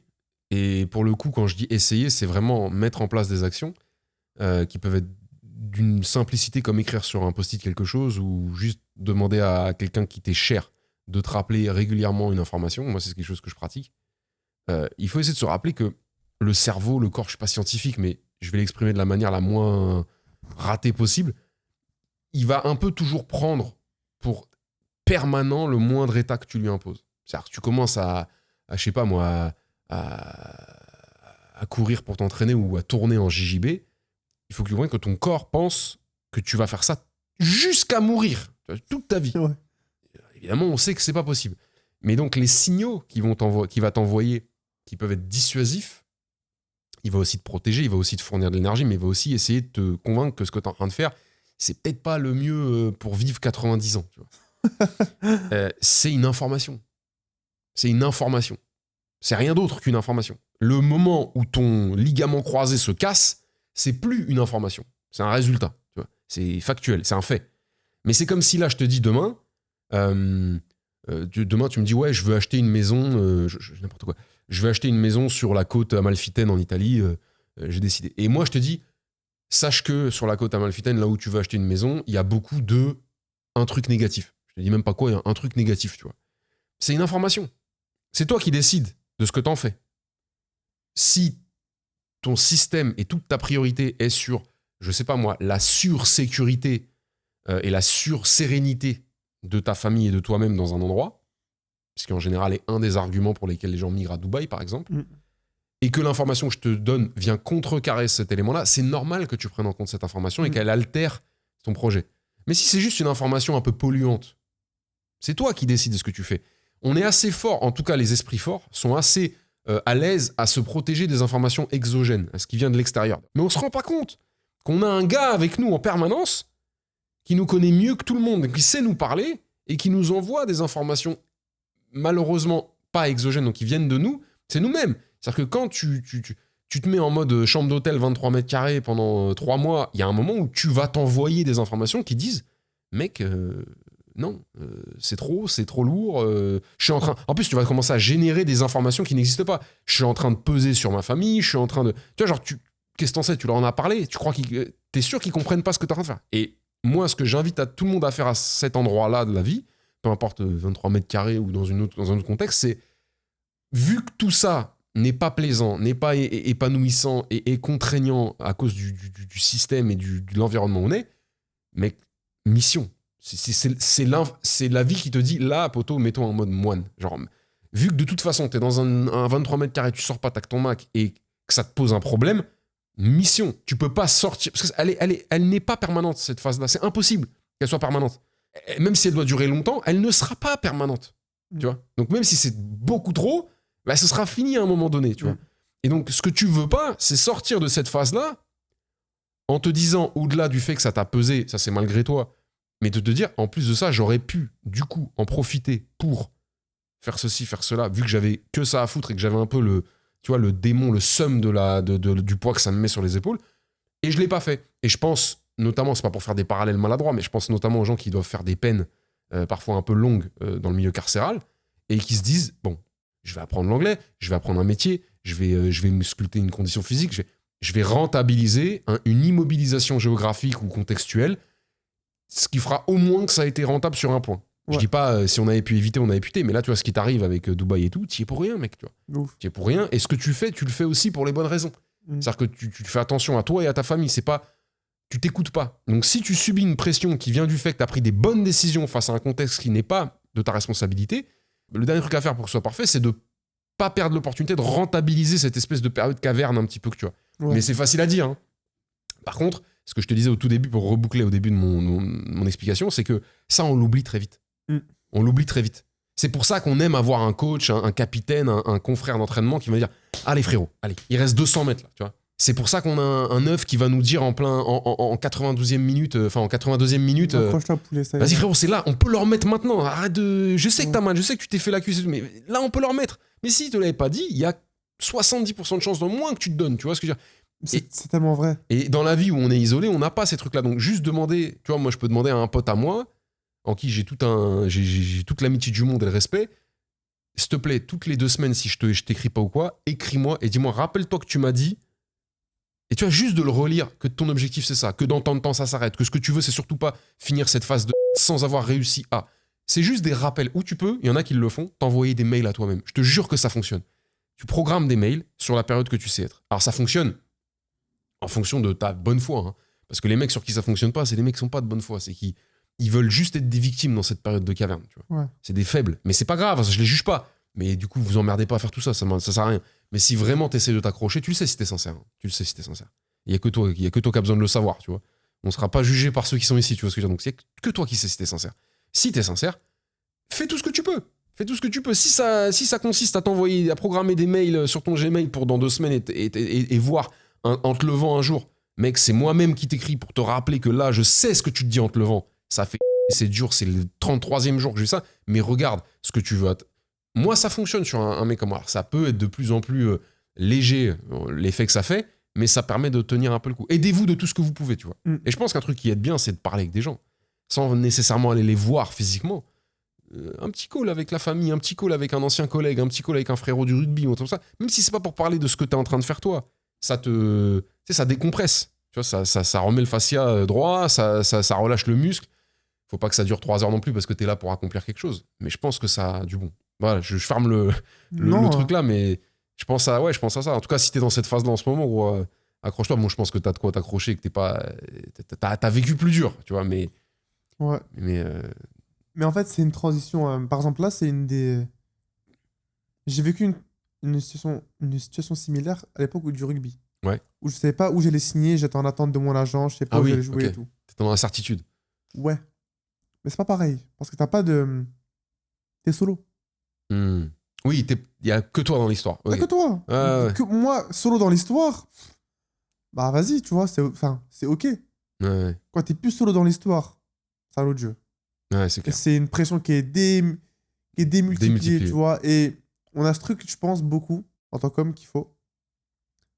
C'est à ce côté où, vas-y, il faut pas faire. C'est très dur à matérialiser, mais c'est ce truc de. Faut pas montrer que ça tangue. Parce que si tu montres que ça tangue, les gens qui se reposent sur toi, ils vont voir que ça tangue, ils vont pas être bien. Non, Donc toi, tu vas voir qu'ils sont pas bien, donc tu vas Et c'est un juste milieu de se dire, purée, en fait, t'es dans le faut que je serre les dents. Il faut que. De toute façon, il n'y a pas le choix. Et je pense que le seul moyen de se rassurer, moi, le seul moyen que je vois en tout cas, l'un des moyens que je vois de me rassurer, c'est est-ce que j'ai fait du mieux que je peux? Ouais. Est-ce que j'ai. Parce que si t'as fait du mieux que tu peux, t'as pas de regrets. Parce que ça, voilà, ça devait se passer comme ça. Ouais. Mais c'est ce que j'ai mis tous les inputs possibles, imaginables. Est-ce que j'ai soulevé toutes les pierres Ouais. pour y arriver? Et c'est le seul moyen de se rassurer, que je vois à mon avis. Parce que moi, par exemple, typiquement, si on me dit de sortir avec des gens, ça dépend de qui, encore une fois, tu vois. Hmm. Mais en dehors de ma femme, là, en dehors de ma femme et mes filles, euh, sortir avec des gens, pour moi, c'est une perte de temps. Ouais, bien sûr. Je suis pas encore sorti de ma condition. T'es pas en mode pauvre ou quoi, mais tu sais, t'es en mode j'ai pas encore réglé ce qu'il y a à régler. Ouais, mais je comprends tout à fait. T'es dans la mission. C'est pas réglé encore le Me truc là, tu déconcentrer vois. pas. Ouais. Là, les Émirats, c'est pas ce qui se passe. Ma femme, je sais pas ce qui se passe là, laisse-moi tranquille. Et ça donne dans un. Ouais. Je Donc, comprends. et là, à ce moment-là, t'es en mode ok, tout ce que je dois gérer, c'est. Et là, c'est très très dur de passer en mode. C'est pas facile de faire le switch de ok, j'exécute. Parce que t'es dans un flow de pensée. T'es dans un flow bah. C'est comme si en gros, vas-y là, je sais pas, tu dois tourner avec. Tu dois faire un sparring en JB et on te met des poids de partout, comme les poids dans Naruto de Lee là. Tu mets des poids de 40 kilos par. Ouais. Et toi, t'es déjà mort. Juste vivre, c'est une épreuve. Et ton coach, il dit, oh, attends, là, de l'arriva, là, tourne-toi. Hmm. T'es pas dans ça, toi, t'es juste en mode ma jambe, elle tient debout, frère. J'essaie de tenir. Ouais. Tu vois? Et c'est exactement ça. Hmm. C'est du mental, hein. On va dire concrètement, hein. C'est beaucoup mental. C'est pas. Je sais pas comment on peut faire une distinction psychologique et mentale. Pour moi, c'est pas psychologique, c'est mental. C'est-à-dire que pour moi, le mental, c'est la volonté. En fait, c'est vraiment genre, est-ce que t'as la volonté? Si tu l'as pas, on va pas la fabriquer pour toi, gros. C'est pas possible. C'est pas méchant. C'est pas grave. Parce que ça vient pas d'une intention. Mais si t'as pas la volonté, mon ami, ça sert à rien de faire semblant de l'avoir. On fera rien pour toi. Voilà. Fais quelque chose pour lequel t'as la volonté. Alors parfois, les gens sont obligés de faire des choses sans choisir ces choses-là parce qu'ils doivent répondre à un besoin, un problème, une situation problématique de leur famille, de leur cercle ou quoi. Mais ouais, si je peux donner un conseil à moi-même dans l'ancien temps, n'hésitez pas à demander, pas de l'aide, mais un peu d'oxygène à des confrères ou des consoeurs, des gens qui sont dans la même que vous, plus ou moins. C'est pas de l'aide genre, ah, tu ferais quoi? C'est juste, ça serait stylé de, tu vois, genre, on fait un petit call d'une heure où moi, si je peux t'amener un peu de bonne humeur et de valeur peut-être sur un sujet que t'as, et vice-versa, tant mieux. Mais le job, c'est juste de sortir de ça, mais pas avec quelqu'un qui comprend rien à ce que je fais. Pas quelqu'un qui est à 10 000 km de ce que je fais. C'est quelqu'un qui est un peu dans la même truc. Et moi, je pense que c'est rassurant aussi, parce que tu dis, bah lui ou elle, il est sorti peut-être plus tôt que moi de ce truc-là, où il le subit moins. Tu vois, enfin, et puis, je suis pas tout seul. Tu vois, genre, pas penser qu'on est le seul à vivre une épreuve, alors que toute la Terre est peuplée de gens qui souffrent. Enfin, tu vois, qui a un moment ou un problème, une situation, une épreuve, et voilà, tu vois. Et ça rassure toujours de se dire quelqu'un a vécu pire que moi ou a fou. vécu pareil que moi, et ça te dédramatise le truc en mode, ok. Bah, quand tu parlais du plancher-plafond là tout à l'heure, en mode, si quelqu'un fait ça, c'est plus ton plafond, ça devient ton plancher. C'est un peu ça aussi. C'est bon, bah lui, il a vécu au moins ce que je suis en train de vivre, voire un peu plus. Ça a pas l'air de l'avoir mis en fauteuil roulant.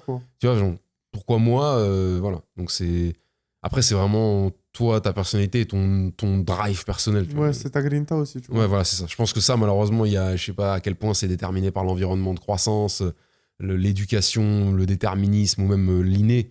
J'en sais rien. Mais il y a un truc, tu vois, c'est très lié à la personnalité. Tu vois. C'est pas, tu t'inventes pas une force de détermination parce qu'il faut, tu vois.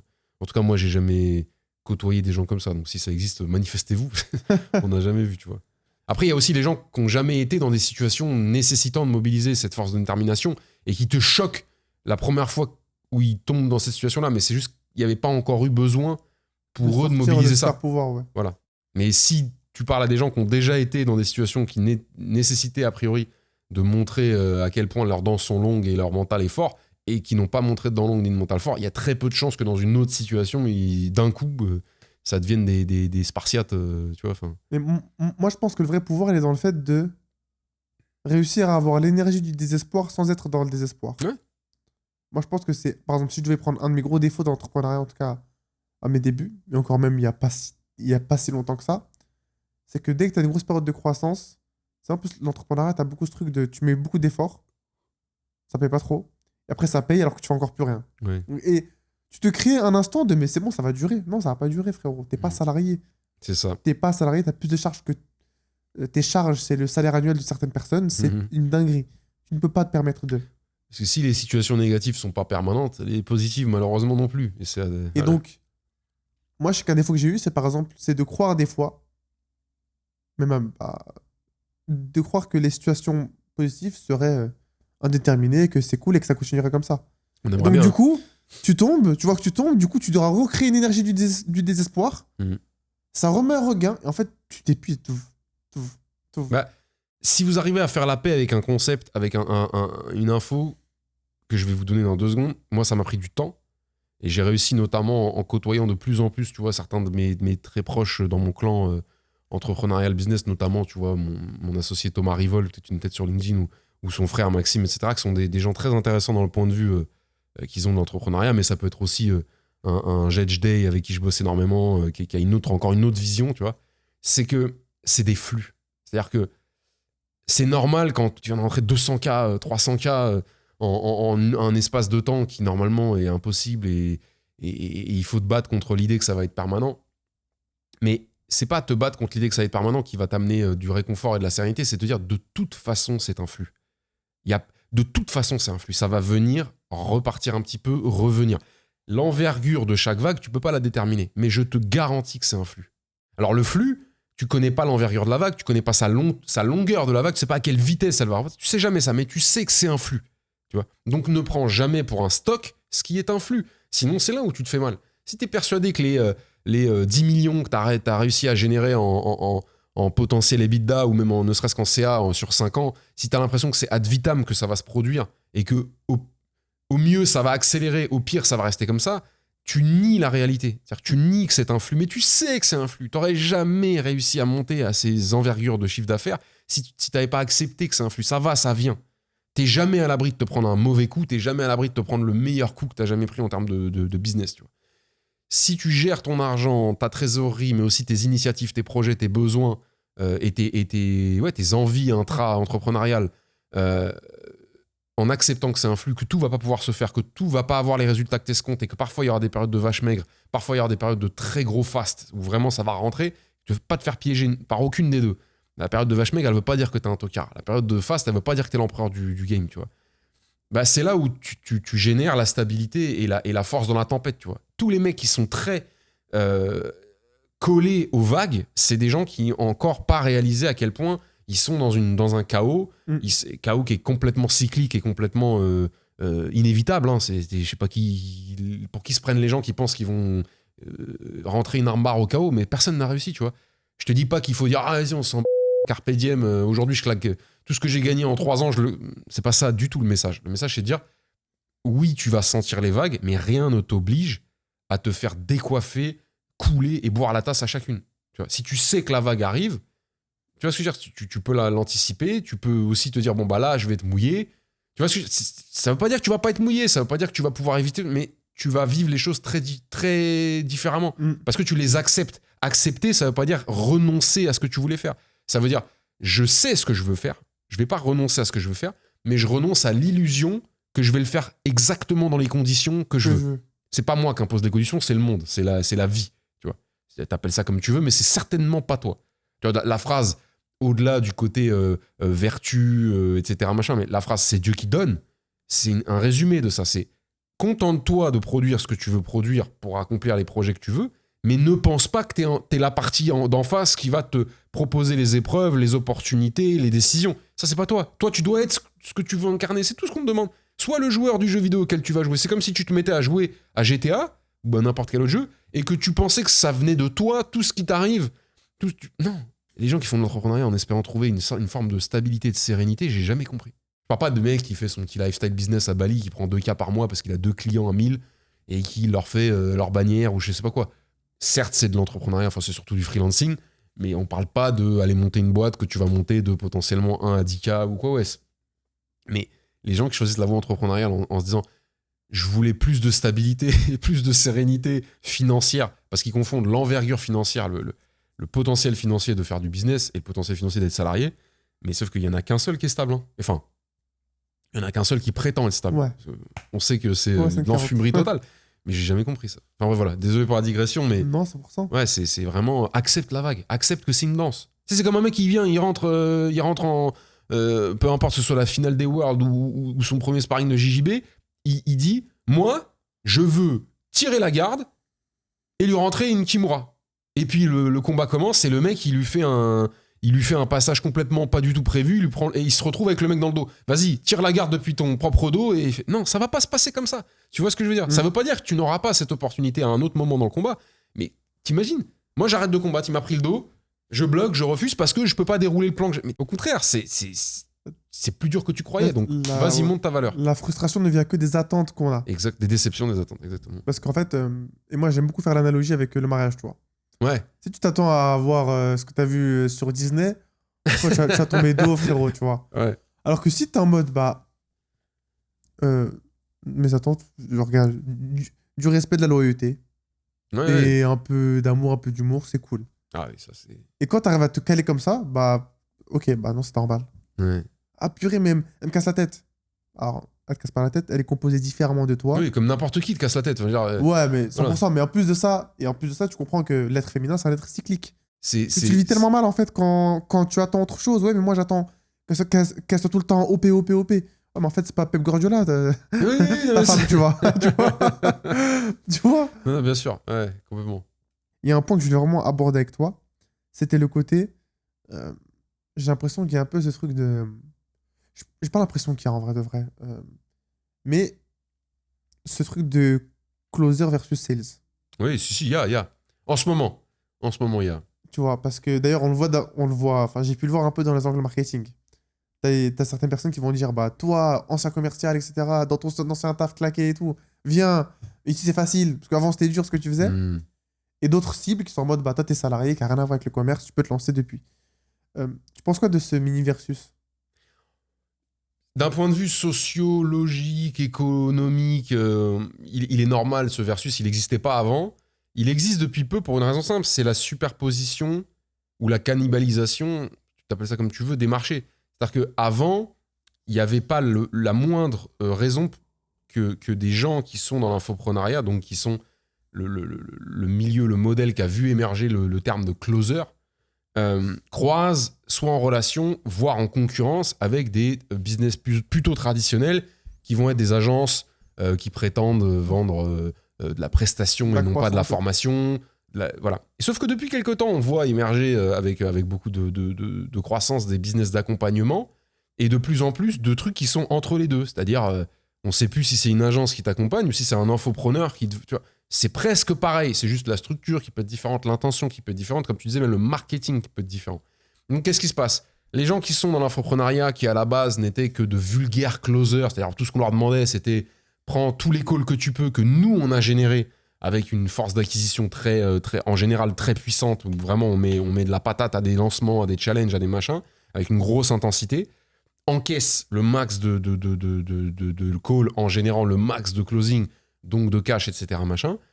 Ces gens-là, on commence à leur demander de s'intéresser aussi à un côté un peu plus cyclique de la vente et à commencer à s'intéresser pas qu'à la fin, pas qu'au coup de grâce, mais se dire aussi, il va falloir que tu fasses du suivi, il va falloir potentiellement, même là, on a un petit peu moins d'acquisition qu'avant, si tu arrives à aller en chercher, c'est bien, blablabla, etc. Et à l'inverse, les gens qui sont dans les business plus traditionnels, où on mettait quand même fortement l'accent sur l'acquisition, c'est bien d'avoir des mecs qui savent closer n'importe quel lead, mais si t'as pas de lead ou t'as pas les bons, a priori, tu vas pas faire beaucoup d'oseille.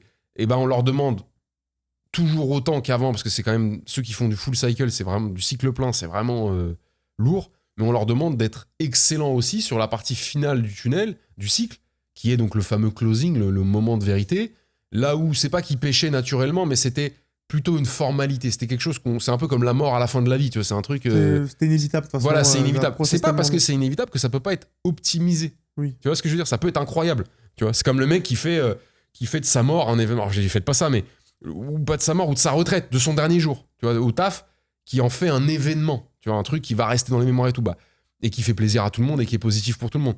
Bah, c'est un peu pareil. Le closing, dans un deal, ça ne va arriver qu'une fois. Ça va être très cristallisé. Le closing, c'est un moment, vraiment, c'est la fin où on ferme le dossier. Ça peut être tout à fait banal et random, anecdotique, comme ça peut être très bien mené, très vraiment, on a tiré la valeur au maximum dans tous les sens. Tout le monde est gagnant.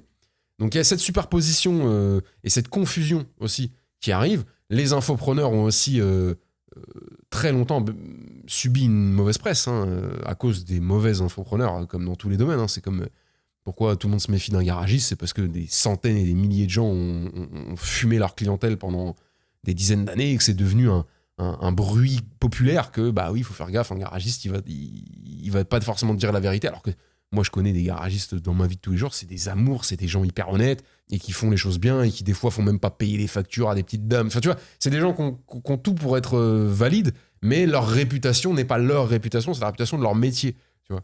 Et les infopreneurs s'en sortent petit à petit, parce qu'il y a des belles initiatives qui se créent, tu vois. Je pense à toi, je pense à Mathis, je pense à... Tiens, regarde, un truc hyper intéressant. Marvin Ndiaye, Ouais. c'est un infopreneur ou pas? Ouais. Eh ben non. Qu'est-ce qui fait d'un infopreneur un infopreneur? C'est la vente. Alors attention, là je réponds de manière catégorique. Selon moi, là Oui, je te dis non, je eh vois ce ben que tu non, veux comme dire. si j'avais non mais Non, je vois ce que tu veux dire. En fait, moi, je pense avoir la théorie de pourquoi tu as dit non. vas-y. Parce que pour moi, toi, ta définition de l'infoproduit, c'est la vente d'informations. Bah, c'est un infopreneur, c'est quelqu'un qui vend un infoproduit. Ouais, ils vendent Voilà. l'information sous forme de produits, de coaching, d'accompagnement, peu importe. Toi, je pense que vu que tu vois Marvin comme un mec qui fait du pur consulting physique ou business, et que c'est quasiment full du mentoring, je pense que tu vois ça comme un vrai enseignement et pas justement simplement de l'instruction d'information. Hmm. Donc, du coup, tu ne considères pas que c'est un infopreneur, c'est ça? En fait, t'as parfaitement répondu pour me permettre de développer ma théorie, c'est que Marvin Ndiaye, l'individu, ça n'est pas un infopreneur. C'est un entrepreneur qui d'ailleurs, c'est illustré entrepreneurialement, il n'a pas à prouver que c'est un entrepreneur, il a déjà des entreprises qui tournent, et qui fait, comme tu dis, beaucoup du consulting. Il vient comme on enverra un mec de EY ou de Capgemini ou je ne sais quoi. Bon, là, il se trouve que c'est lui le fer de lance de son activité. Sauf que qu'est-ce qui se passe après? Ou en même temps, je sais pas, je connais pas du tout pour le coup son offre. Il y a un accompagnement. C'est pas juste Marvin, il vient, il te parle. C'est pas ça le truc. C'est lui, il vient pour je pense même pour te closer, littéralement, tu vois. Enfin, pour vraiment emballer le truc. Mais derrière, ce qui est vendu, c'est presque un infoproduit. C'est un accompagnement, comme tu disais, donc c'est une sorte de formation aiguillée par des mentors ou par des experts, mais c'est pas Marvin qui va se taper tous les calls de suivi de l'accompagnement de tous les clients qui signent. On est d'accord? Donc, la façade Marvin Ndiaye, qui utilise tous les codes de l'infopreneuriat, qui ne sont plus les codes de l'infopreneuriat désormais, à savoir le personal branding, le founder market fit. On achète Marvin. D'ailleurs, tu connais le nom de la boîte de Marvin? Ultra. Merde. Après, moi, j'étais sales là-bas. Voilà. Ah oui, donc voilà, bon, Donc, bref, je j'ai suis pris le trop mauvais biaisé, exemple. bah ouais. Voilà, mais honnêtement, j'ai jamais entendu le nom de la boîte de Marvin, tu vois. Bon, je connais le nom de la boîte de Mathis parce qu'il a, je pense, mis le branding de sa boîte au même niveau que le sien. Il se met pas plus en avant que le nom de sa boîte, tu vois. Mais c'est parce qu'il est, je pense, dans un. J'en sais absolument rien. Mais c'est dans un truc de. T'as la brand de Matisse, Ouais. mais je sais pas, c'est peut-être dans un truc aussi de. Pas de revente, mais c'est peut-être de valo aussi, tu vois. Parce que si tu détaches pas trop.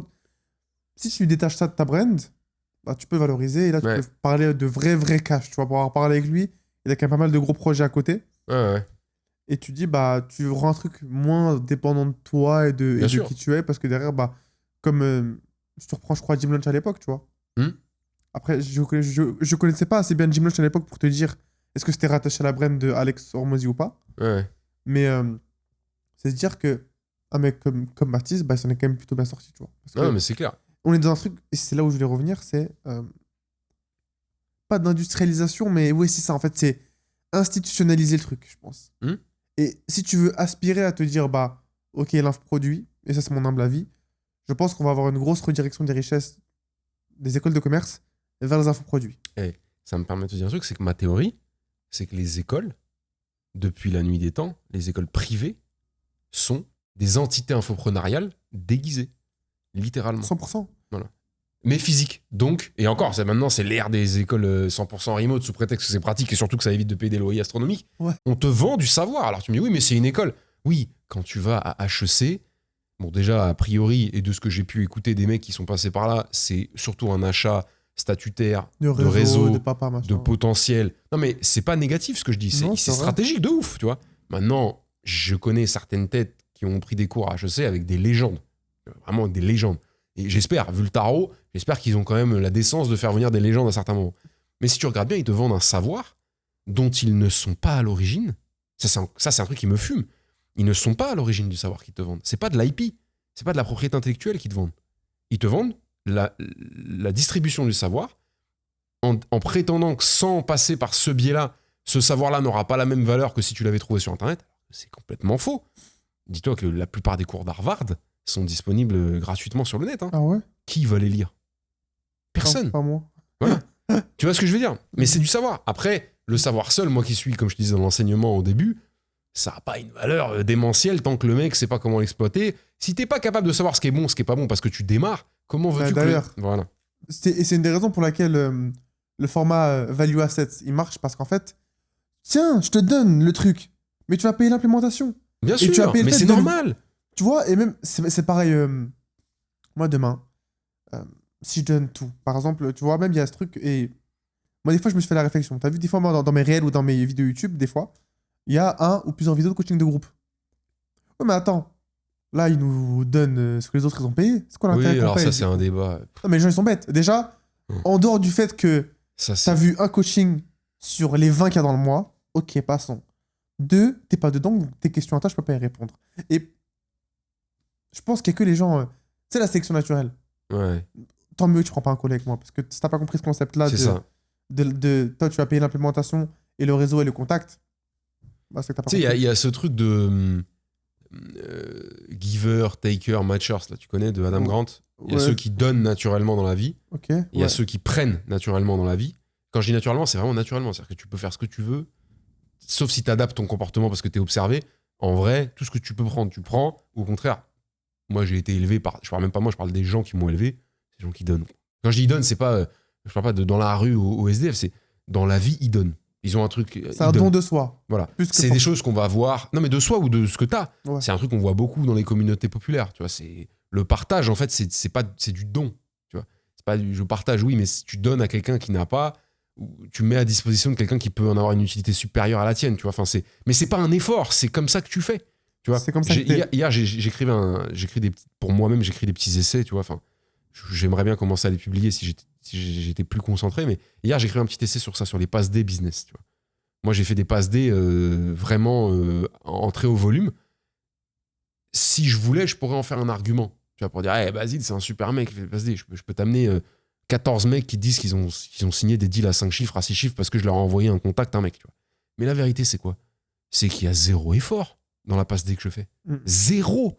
C'est du bon sens. Je parle avec un mec, je sais que moi, je vais rien faire avec lui. Ou alors, ce que je vais faire avec lui n'a rien à voir avec ce qu'on est en train de se dire. Tu vois. Et là, au cours de l'échange, je comprends qu'il a un besoin, un problème, une situation qu'un de mes gars ou une de mes sœurettes sait parfaitement régler. Et donc, je rêve qu'elle ou il devienne la pointure, la ref dans le game français parce que je respecte le travail. Par exemple, un Matisse ou quoi ça. Le fait d'envoyer cette personne, si tant est qu'elle est consentante, à cet individu de ton entourage que tu connais, c'est un devoir amical, de bon sens. C'est pas un devoir dans le sens si tu le fais pas, tu vas en tôle. Mais moi, ma conscience, si j'oublie, c'est pas grave. C'est pas l'oubli qui est grave. J'ai pas tout fait pour que ça arrive. C'est je l'ai pas fait alors que j'aurais pu. Mais comment tu raisonnes? Eh ben il y a des gens qui raisonnent comme ça. Il y a des gens qui, pendant que le gars leur parle, ils se disent, lui, il pourrait tellement bosser avec Mehdi. En plus, là, l'enveloppe dont il me parle, c'est quoi? C'est une enveloppe entre 30 et 40K. C'est tout à fait dans ses reins, c'est-à-dire il peut tout à fait les sortir. Mehdi, c'est tout à fait dans ses cordes de l'accompagner là-dessus et d'être bon. Non, je vais pas les mettre en relation. Mais t'es quel genre de personne? comment veux-tu péter, dans le bon sens du terme, si c'est ça ton comportement? Comment veux-tu qu'on te renvoie? C'est Newton, gars. Ce que t'envoies, ça va revenir. C'est pas du karma, je sais pas quoi. C'est de la métaphysique et de la physique. Tu vois. C'est ce que t'envoies, tu vas te le prendre, gros, tu vois. Et tu vas me dire, ah oui, alors donc du coup, si t'as fait plein de passes décisives, t'as reçu plein de passes décisives. Non. Les passes D que j'ai reçues, tu les comptes sur une main, en 5 ans. Les passes D que j'ai faites, tu peux pas les rentrer dans la pièce, t'as moyen de monde. Ok? Mais la vérité, c'est que, est-ce que t'es un passeur décisif ou est-ce que t'es un mec qui reçoit des passes décisives? Parce que si on se met sur un point de vue sportif et rudimentaire, métaphoriquement, en quel honneur tu peux faire une passe décisive à un passeur décisif? Ça n'a pas de sens. Bon, je dis pas qu'un passeur décisif peut jamais recevoir une passe décisive et se retrouver en position de recevoir une passe décisive, mais c'est très occasionnel. Et à lui de savoir saisir cette opportunité-là. Mais si t'es passeur décisif et que tu te tortures par le fait que tu ne reçois pas de passe, t'as rien compris. Là, t'es encore pire que les gens qui ne font pas de passe D, tu vois ce que je veux dire. Donc moi, je passe parce que je dors moins mal que si je le faisais pas. Et parce que si demain, un mec, que ce soit un gars qui est à ses débuts ou pas, peut prendre un billet qualitatif grâce à juste un « Oh, tu devrais contacter Mehdi de ma part. » Tiens, d'ailleurs, je vais vous mettre en relation. Moi, je fais toujours comme ça. Je fais une suggestion. Et si je sens qu'il n'y a pas un gros drive en face, je prends en main la mise en relation. Derrière, ce qui se passe, c'est pas ma vie, tu vois ce que je veux dire. Ça m'a pris 14 secondes. Ça me met de bonne humeur. Ça met de bonne humeur le prospect. Ça crée une énergie. Hein. Ça aurait pu se finir comme ça, le call. Et en fait, non, il va y avoir un autre truc. Ça va pas être avec moi, mais il va y avoir un autre truc, tu vois. Et demain, toi, si tu peux avoir l'occasion de me renvoyer l'appareil, je sais que tu n'hésiteras pas à le faire, mais c'est pas ça que je cherche. Tu vois. C'est pas en attente de. Non, on revient sur les attentes. Je voulais faire un parallèle intéressant. Donc, tu as les gens qui ne savent que donner, tu as les gens qui ne savent que prendre, et tu as les gens qui ne savent que matcher. Donc, c'est tu m'as donné 1,2, donc je te donne 1,2 pas plus, parce que tu m'as donné 1. Mais il y a une quatrième catégorie, c'est les gens qui passent plus de temps à surveiller que d'autres n'obtiennent pas la même valeur qu'eux pour moins cher, qu'à se concentrer de ce qu'ils font avec la valeur qu'ils ont eue. Typiquement, comme tu disais, un mec qui va t'écrire en DM, moi ça m'est jamais arrivé parce que j'ai pas ce genre d'accompagnement-là, mais on l'a déjà fait dans des boîtes où j'ai bossé, de dire, donc là vous venez de publier un extrait de, comme tu disais, une session collective où vous donniez de la valeur publiquement. Donc en fait, moi j'ai payé pour être dans l'accompagnement, et là il y a 14 millions, parce que là d'un coup, dans leur tête, t'as 8 millions de personnes qui te suivent quotidiennement, alors qu'à la base, tu vois, quand ils négociaient le devis, ils disaient ouais mais t'es pas trop suivi, tu vois. Là maintenant d'un coup, t'es une rosta internationale. Et donc, et comme tu disais, déjà qu'est-ce qu'ils vont faire avec ce extrait de 45 secondes où ils comprennent même, tu vois, alors déjà qu'est-ce qu'ils vont faire avec ça? Est-ce que à un moment tu veux bien t'asseoir et comprendre que ça me sert à acquérir de nouveaux leads, mes nouveaux leads me servent à générer du nouveau chiffre d'affaires, des nouveaux clients, à magnifier potentiellement mon produit, mon accompagnement, mon service, et à mieux te délivrer. Il n'y a pas un monde où tu comprends, genre, et puis, tu veux pas juste être content? Il y a des gens qui viennent et ils demandent par exemple, ils vont acheter un produit 100 €, ils vont croiser un mec qui, plus tard, je parle pas de la même fenêtre de tir, je parle pas, je t'ai vendu à la gueule du client, parce que ça, effectivement, c'est délictuel, c'est pas honnête. Mais 6 mois après, parce que l'accompagnement se termine ou quoi, il y a une promo, il y a un truc où ils ont bénéficié d'une promo. Le libre droit des entreprises de faire des promotions quand elles veulent sur leurs produits, leurs services. Et ils vont venir demander la différence parce qu'il y a des gens qui ont acheté 82 €, parce qu'eux ont acheté 100, et donc ils veulent être remboursés de 18. Moi, tu fais ça, je te rembourse de 100 et salam, mon frère, parce qu'on se reverra plus jamais, gros. Ouais. Parce que si tu fais ça dans ces contextes-là, mais qu'est-ce que ça donne dans ta vie d'humain, d'homme, de père de famille, quand tu arbitres, tu vois, des situations vraiment fortes dans la vie d'un humain, parce que là on parle de business, gros, tout ça c'est de la musique, tu vois, mais quand tu dois arbitrer des choses chaudes, dangereuses, de santé, de sécurité, de décision, de famille, de vie, c'est ça ton logiciel. Je veux vraiment pas être de près ou de loin connecté à ça, tu vois. Et c'est ça que tu m'as fait penser quand tu parlais de ça. Donc quand vous sentez ces énergies-là dans vos... parce que c'est un truc qui peut s'appeler le moral des entrepreneurs qui débutent, tu vois, de se retrouver confrontés à ces profils-là. Dites-vous que il y a une catégorie de la population qui a ces gènes-là en elle, entre guillemets. Vous pouvez rien y faire. C'est comme les haters. Tu peux rien y faire. T'as aucun pouvoir. T'as aucun pouvoir. Passe ta route. T'as aucun pouvoir. Par contre, le moindre millimètre de confort, d'esprit, de paix mentale, de sérénité que tu vas sacrifier à cause de cette situation, de cette personne ou quoi, c'est ta responsabilité. Tu m'as fait penser à un truc. Moi, je crois une fois, j'ai sorti une phrase en tout cas, qui allait un peu dans ce sens-là. Je disais que grossièrement, c'était en sales. et que tu as la phase de closing et que tu fais pas le taf qu'il faut pour closer, Ouais. et que la personne elle a vraiment besoin de ton produit, c'est de la non-assistance à personne en danger. C'est-à-dire que toi, tu sais qu'avec ton produit, bah, tu sais, t'en sais rien du résultat. Mais tu sais que tu détiens une cause qui, sur le papier, ça peut matcher, et puis tu peux l'aider à avoir une. Tu peux être la cause du fait qu'elle ait une meilleure vie. Mm. Et toi, ouais, non, flemme. Elle a pas le temps. Mm. Un truc qui est vrai et qui est dur, c'est que tu peux pas décider à la place. Ça, Oui. c'est un truc qui est dur parfois à accepter. C'est dur à accepter parce sais- que tu Ouais. sais que purée, tu te dis, toi, dans ton conscient, c'est le truc. Mais une main n'applaudit pas seule. Tu peux pas faire, Exactement. tu peux pas faire le Exactement. taf. Toi, viens, on applaudit. Non. Une main qui se serre, c'est une main qui avance, l'autre qui avance aussi. Tu peux pas, toi, te faire une extension de bras comme Luffy. Viens, non. Et pour reboucler avec ce que tu disais tout à l'heure, de toujours t'assurer d'avoir fait le max de ton côté, assure-toi quand ça arrive, là, ces situations-là, où tu as l'impression qu'il y a toutes les raisons du monde d'avancer et d'applaudir, mais que tu qu'une main, assure-toi d'avoir transmis avec toute ta sincérité à quel point tu as foi en le fait que bah, si on bosse ensemble, ça va marcher. Tu vois. Une fois que tu l'as fait, encore une fois, tu peux pas décider à la place d'eux. Tu vois. Ouais. Et c'est comme ça. Et t'as rien perdu. Mais Tu c'est vois. quoi le juste milieu entre. Et ça, c'est intéressant. Entre tu transmets ta foi d'eux, et pour moi, ça, c'est même pas. Pour moi, ça, c'est instinctif, c'est pas forcément du pressing. Parce qu'il y en a, en voulant transmettre de foi d'eux, tu sais que c'est le bon truc, ils vont rentrer dans le pushy. Alors, pour te parler d'un point de vue vraiment pur domaine sales, tu commences à être un vrai sales, ça peut te prendre 20 ans. Le jour où tu comprends que la seule raison d'exister d'un commercial, d'un sales, d'un vendeur, je te parle pas d'un... attention, je te parle pas d'un vendeur de boutique, c'est pas du tout péjoratif, mais je te parle pas d'un vendeur physique B2C.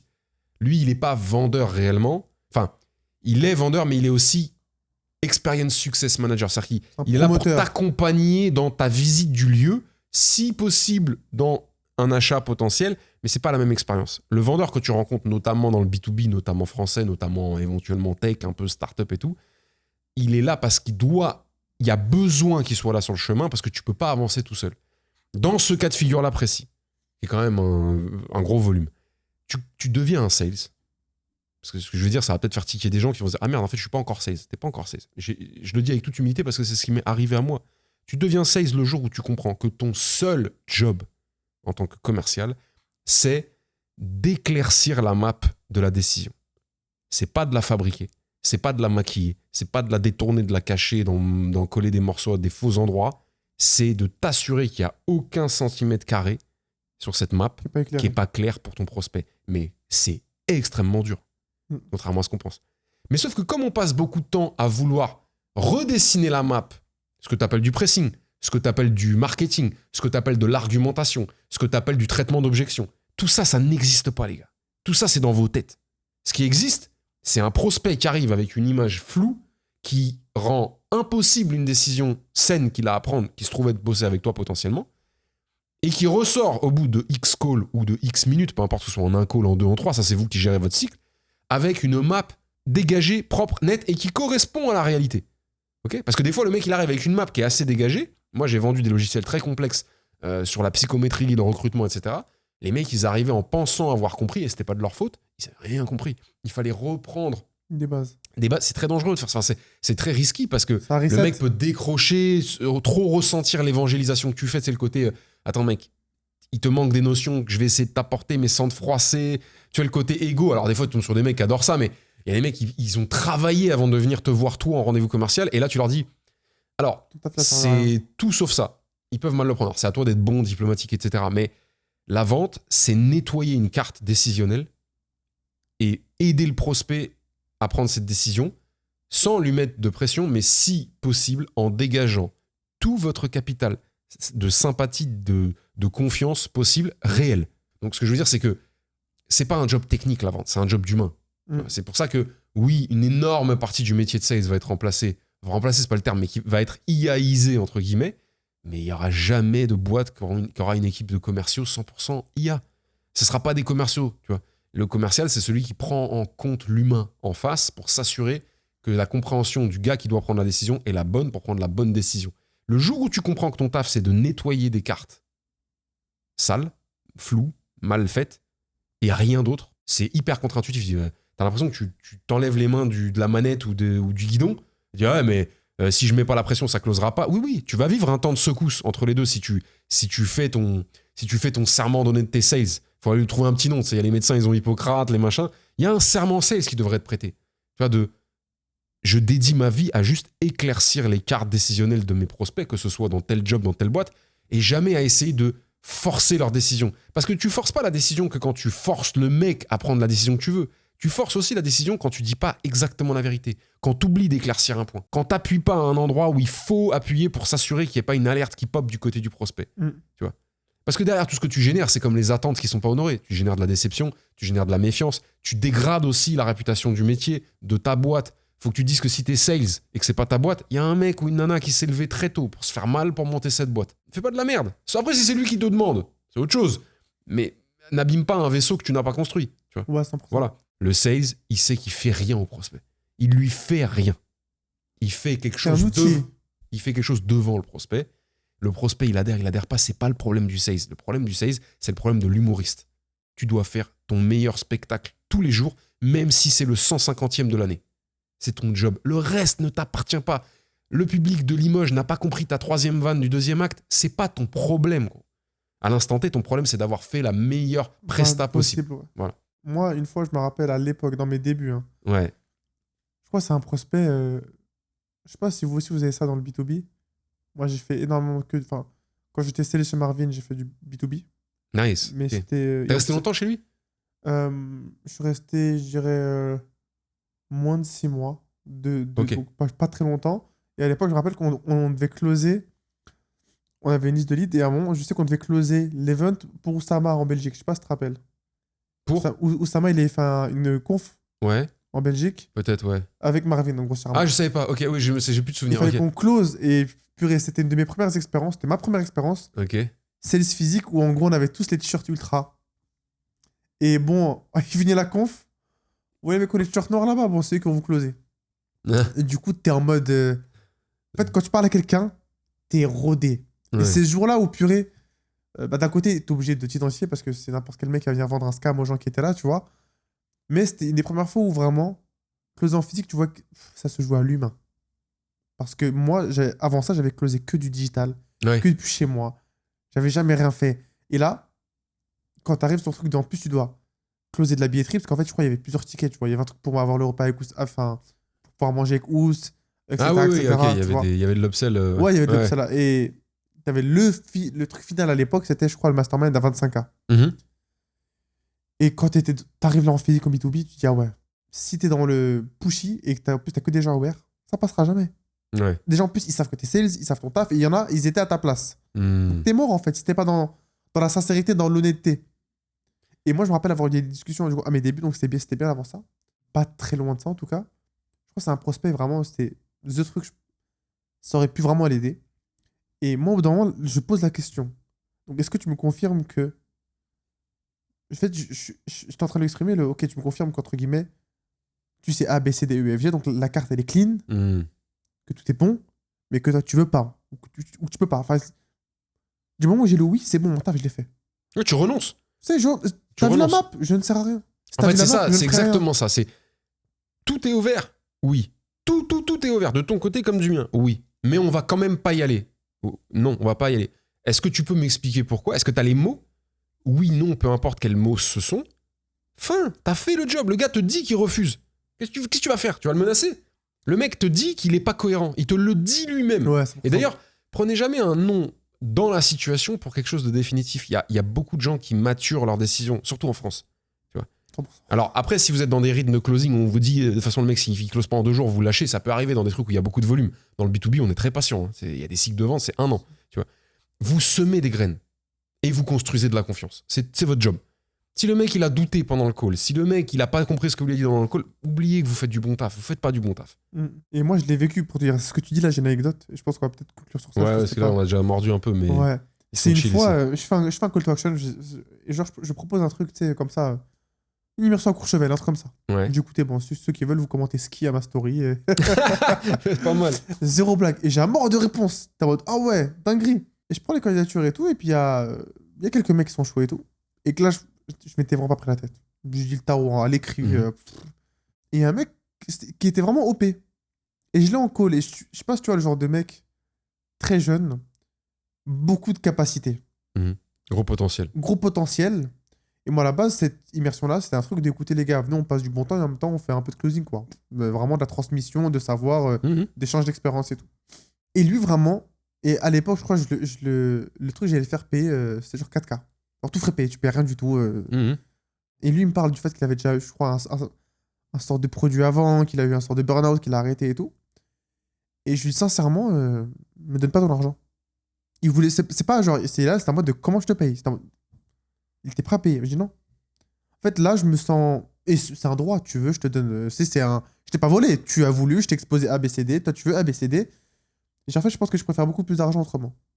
Là, tu vas faire. Admettons, tu prends ça. Tu rentres dans mon réseau d'entrepreneur, en closing, avant de faire 3-4K, ça va mettre plusieurs semaines, plusieurs mois, potentiellement, à le faire.